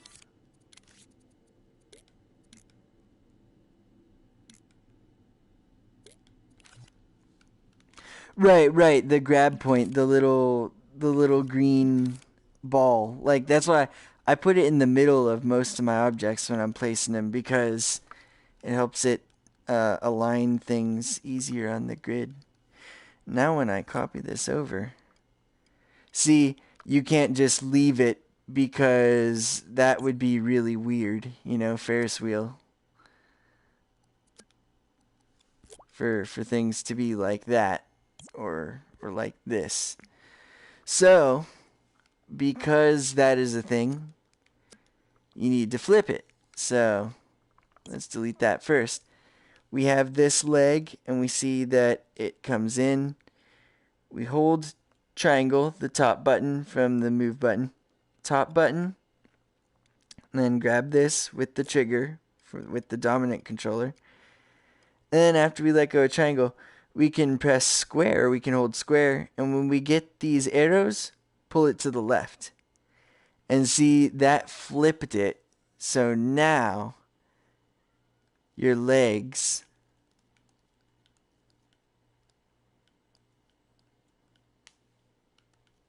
face into the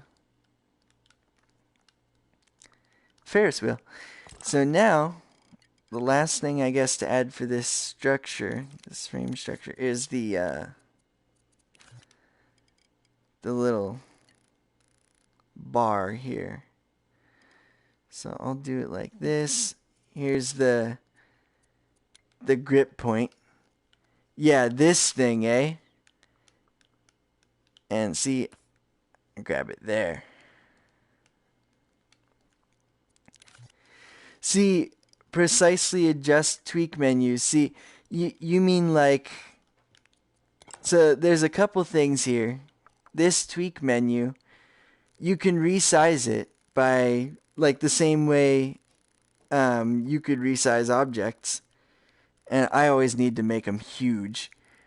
But, you know, pin to screen, well, we'll pin it to screen. If you turn that off, you can align it with the grid the same way.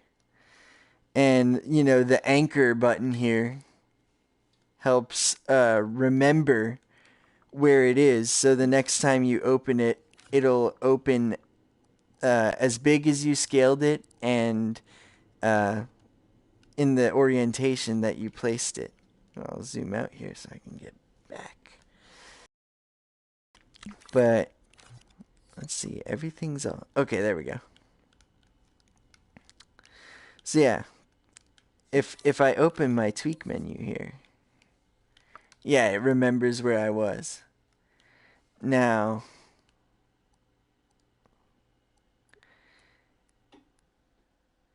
yeah, see, it says triangle. Yeah, you can, like, I don't know why you would ever want to do that. And when well, you know, you might be upside down in your scene, but when you have these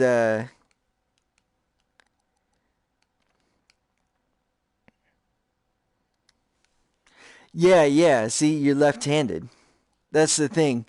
If you're left-handed, yeah, that's why I've been trying to say dominant controller instead of right or left. 'Cause yeah, I know I'm right-handed. Not everybody's right-handed, but I was wondering about that. So yeah, left-handers do use the controllers like this. So dominant trigger, dominant X, secondary X, etc. All that stuff. So yeah, this I'm not sure what the difference is between a green anchor and a yellow anchor. I guess like yellow. Yeah, I'm not sure what it is. But um but yeah, there was something. Yeah, I remember I was gonna say, whenever things get animated, like when you start time and like we're gonna spin this Ferris wheel and stuff, like if like this tweak menu will rotate with the wheel. So you pause the scene and everything. Oh, good, there's a left-handed mode. Okay, good, perfect. Well, everybody note that if you're left-handed, you have to set that up in the game. You have to tell it you're left-handed, cause yeah, it'll matter. You know, if you're left-handed, and yeah, you can't just cross over to get to that menu. It'll set it up for you so that the menu is on this side when you're left-handed. So yeah, that's important. You need to go set that up in the game if you're left-handed. Thanks for mentioning that. I was wondering if you had to go in. It makes sense now. Of course you would have to. Man, I need grab a drink real quick.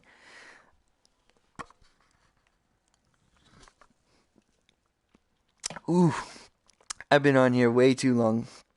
I'll add this bar, and this will be like the end of like the basic kind of sculpting tutorial for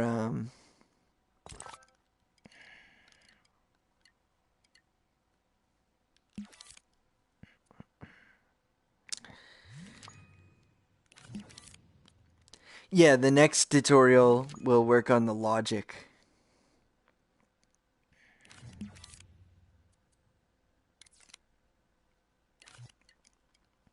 Yeah, some of the default settings I like, some I don't like so much. Let's see, yeah, I could just place that, and then now I want that to be flipped though, just like all the other things. I'm going to turn that kaleidoscope back on. Doo doo doo doo. Okay, yeah, good. It's all still the same way. Place it, and then stretch it. Everything's smooth sailing from here, as I'm sure you can imagine. Let me just take our stuff.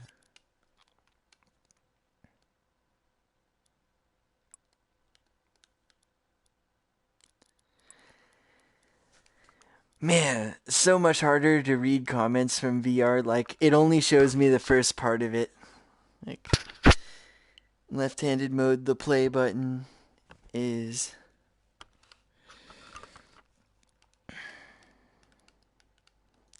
So yeah, now we've got little bars for the carts to hang off.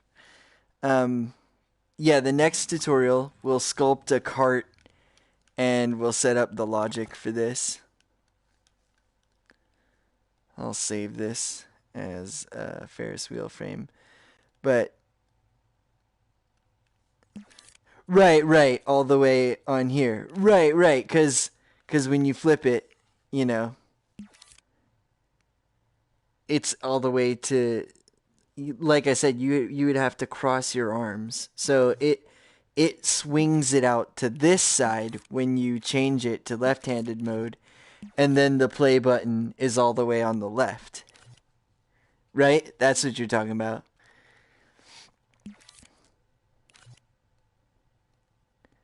Right, okay, that's what the option's called, the flip assembly menu. Right, because this whole thing that swings out the top row is the assembly menu. Oh, your play button's on the inside? So it's like right next to the imp? Oh yeah, that's what you were saying earlier. It's like right where the imp is. That's interesting. Wonder why they do that. Yeah, because here it's the search. I'm so confused. I'll try it. Okay, so I hit start. my preferences, controls, left and right sticks, toggles and stuff, handedness, motion controllers only. By default, the primary motion controller. Okay, let's say we're left-handed. Okay, and I switch around my... Oh, wait, no.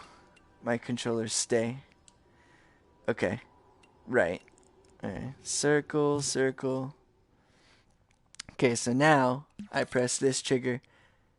Yeah, the play button's all the way out here on the left, and the search button's here right next to the imp. Yeah. Okay, yeah, this is how I originally thought it was. And then, then in your left hand, you're using your left hand to click with X. Right, exactly. The menu gets totally reversed. Yeah.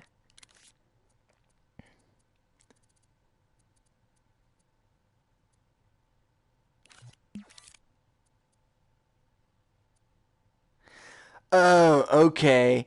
So that's a different option. So in preferences, yeah, we've got the handedness, left and right. And then, yeah, flip menu buttons. If you're using left-handed setting and often swap between... Okay, and I check that on. Then you get this. Right, and the play button is right next to the imp, and the search button is way out here. I see what you're saying. Yeah, and it reverses the order of the assembly menu buttons. Yeah, so all that stuff I was saying earlier about like third button in or whatever, it won't apply if you've turned on this stuff. That's funny. Man, that's trippy. I just spent like a couple seconds like pretending I was left-handed, and I was surprisingly like getting used to it. Oh wow. Yeah, you don't switch him. Right? Oh wow, you can't just flip them. That's weird. It won't let you do it unless you're left-handed. That's strange.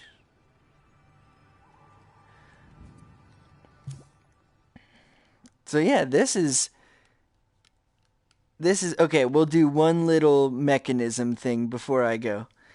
So I'll turn up the grid value to 4 again. We'll make sure we're in the center, and we'll use our first connector. So in the gadgets menu, it's got this. That's why most tutorials people just say the button, it has this little wire with the 3 squares, because they must know about all those settings. That's the first I've heard of them. I knew there must have been a left-handed settings, but that flipped the order of the assembly menu buttons really is a doozy. That threw me for a loop. I was surprised. I'm going to take the bolt. Yeah, well, I mean, it's important if you to mess around with those settings, because once you find your preferred workflow, then, it makes things way easier. I'll take this this bolt. Or yeah, bolt. Now, when you're placing a bolt, the first thing you select with either the trigger or X, you see this yellow ball. It'll be the parent. So the parent-child relationship between mechanisms in all 3D programming applications and stuff is just basically like that the parent is the thing, the main thing, and the child is like the part that moves.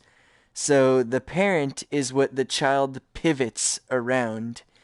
So if you have like a swing set, the actual frame of the swing set, the bar that the swings hang from at the top, is the parent, and then the child is like the seat that swings, and then it's connected by connectors.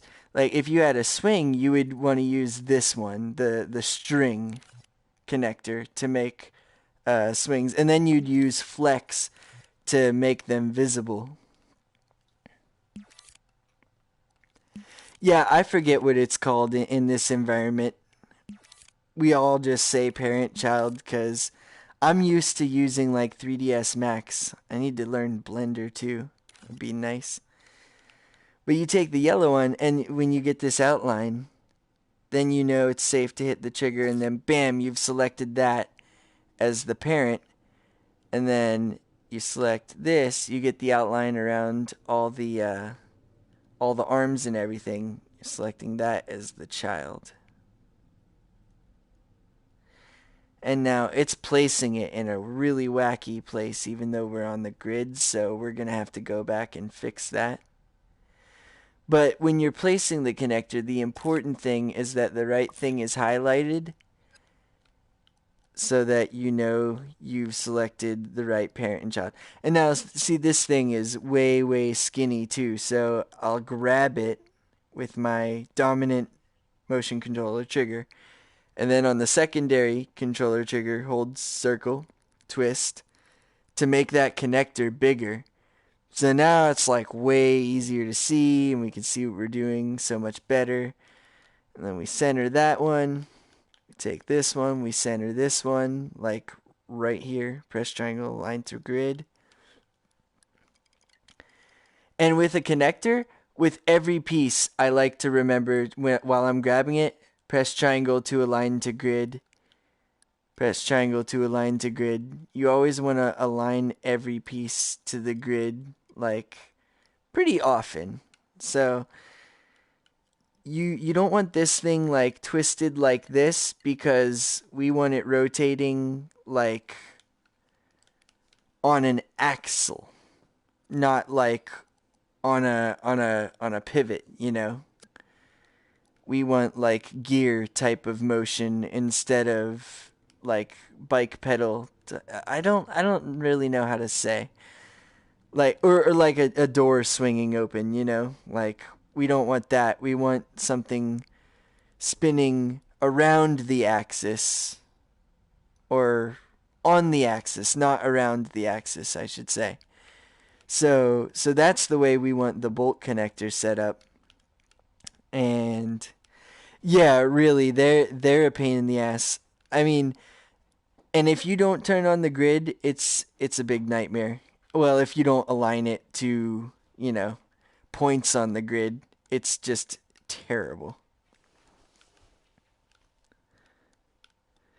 Yeah, yeah, it's a mess.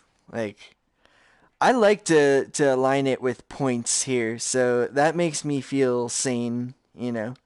But you hold the top button, triangle, on non-dominant controller, X, or not X, but square, and then you get the tweak menu for the connector, which they're always blue.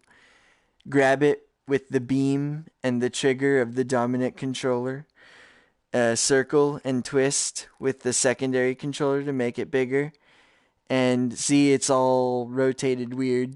You can unpin it and it'll be all rotated weird. You grab it with the dominant, press triangle, and that'll, you know, align it with the grid if that's what you want to do. And then you could have all of your menus like right beside each other, really big.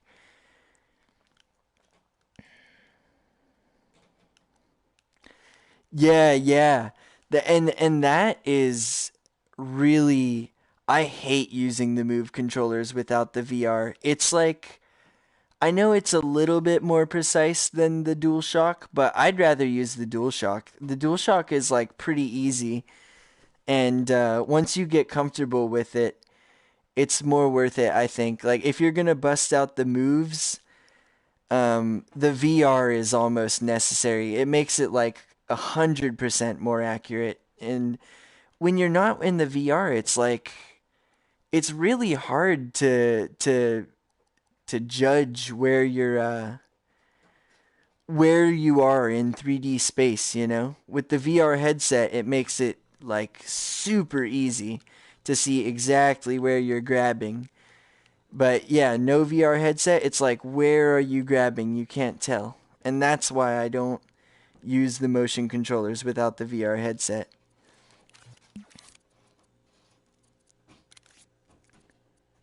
I just use the DualShock.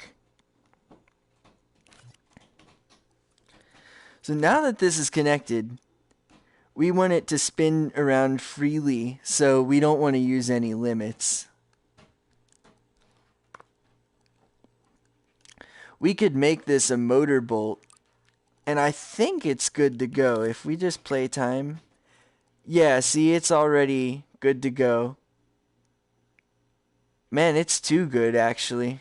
Man, I don't want to... See, this menu is rotating like I thought it would along with the thing.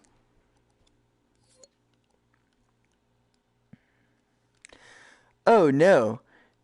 No, you don't need a new pair of Move controllers. You just need to get the VR. Like, I'm just using regular Move controllers, but in tandem with the VR.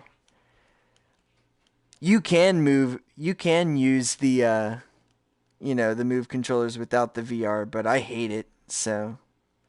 But yeah, I guess this concludes the first tutorial. We've got like a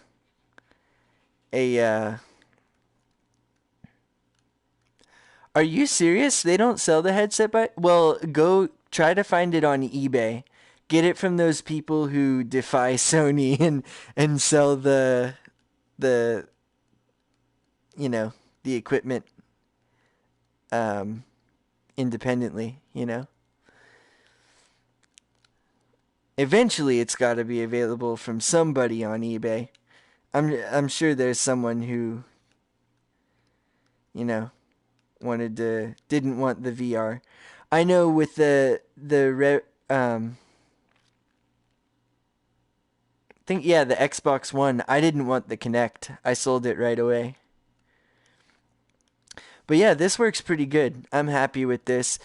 In another tutorial, we will sculpt a cart, and then I'll show you the logic for how we'll connect the cart to each prong here, to each bar, without it rotating as part of the sculpt. So we'll group it with specific connectors.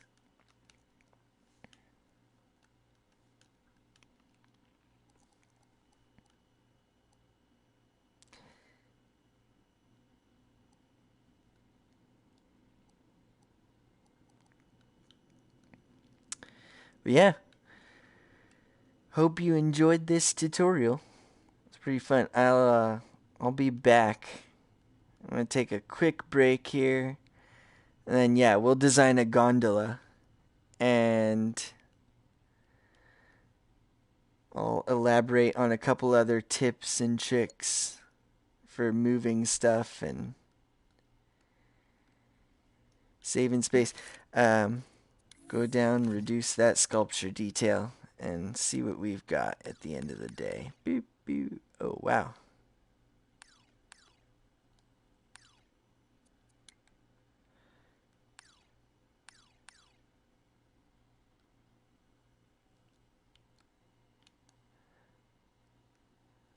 Yeah, that.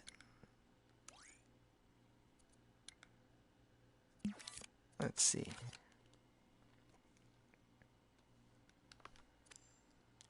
2%. Yeah, that's fine. Yeah, so far we're at 2%. Alright, well, I'm out of here. I'm going to save this real quick. So, in order to save, you pull up the menu, of course. And, no, you don't. You don't need the assembly menu. You're done assembling. Now you just press the start button, So, I would say the buttons, the small buttons on the right and the left of the controller. So, basically, here, dominant controller. Rotate it like that, and now it's on the face facing you. So I click start. Here we go. I click quick save first with X. Yeah, it's actually called the options button. That tripped me up. I thought it was called start button, but it is the option. I don't know what the other one's called. So this is an element. It's not a scene yet. It's just an element, and it's a sculpture element. Well, I guess it's technically a contraption already because we made it spin. So yeah, I'll call it contraption element. And yeah, we'll modify it into the full Ferris wheel. Oh, you have the PS3 Move controller?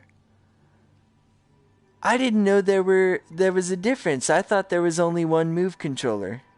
And yeah, I got it with the PS4, so I assume it's PS4 Move controller. Yeah, and I thought they were just Move controllers. I didn't know they were different. They do have the PS3 style plug though. The USB 3.0, the regular USB, not the micro. So yeah, it's this is VR compatible. I mean, yeah, any controller. Except, and I'm just gonna call this Ferris wheel. Cause yeah, we'll design a gondola and then we'll import it. Whoops, Ferris Garris. We'll import it into this element and oh shoot, my keyboard is covering the comment. I can't see it. I wish there was a sidebar in VR like there is in with the analog stick, analog controller, and no VR just on the screen. Click done. Okay, there we go. Ferris wheel. So that's what we've got so far.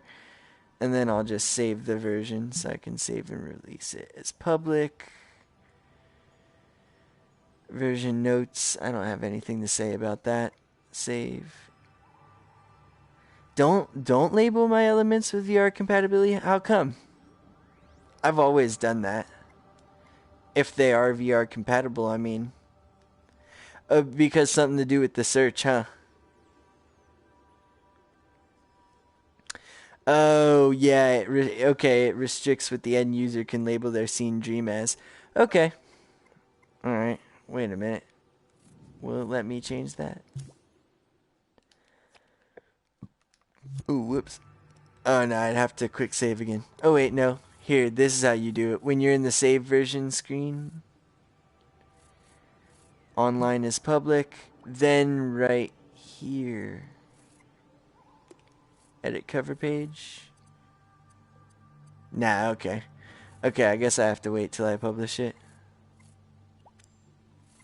But yeah, once you publish it, making something is public forever. There you go. Exit the creation. We can do it from here. I just click my Ferris wheel and then set controller compatible. Okay, so not sure. So I guess not sure would be the way to indicate that it is still VR compatible, but not limiting the. All right, what else do I have labeled as VR compatible?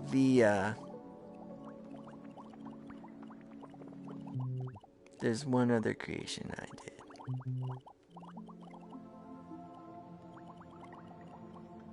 Oh yeah, the valve and the steering wheel. Not sure. And the switch. Not sure. Not sure. Alright, cool. So that about does it. I'll be back. We'll be making a gondola, and we'll do the logic for that. Until then, peace. Hope you enjoyed it. Hope you learned something. See you next time.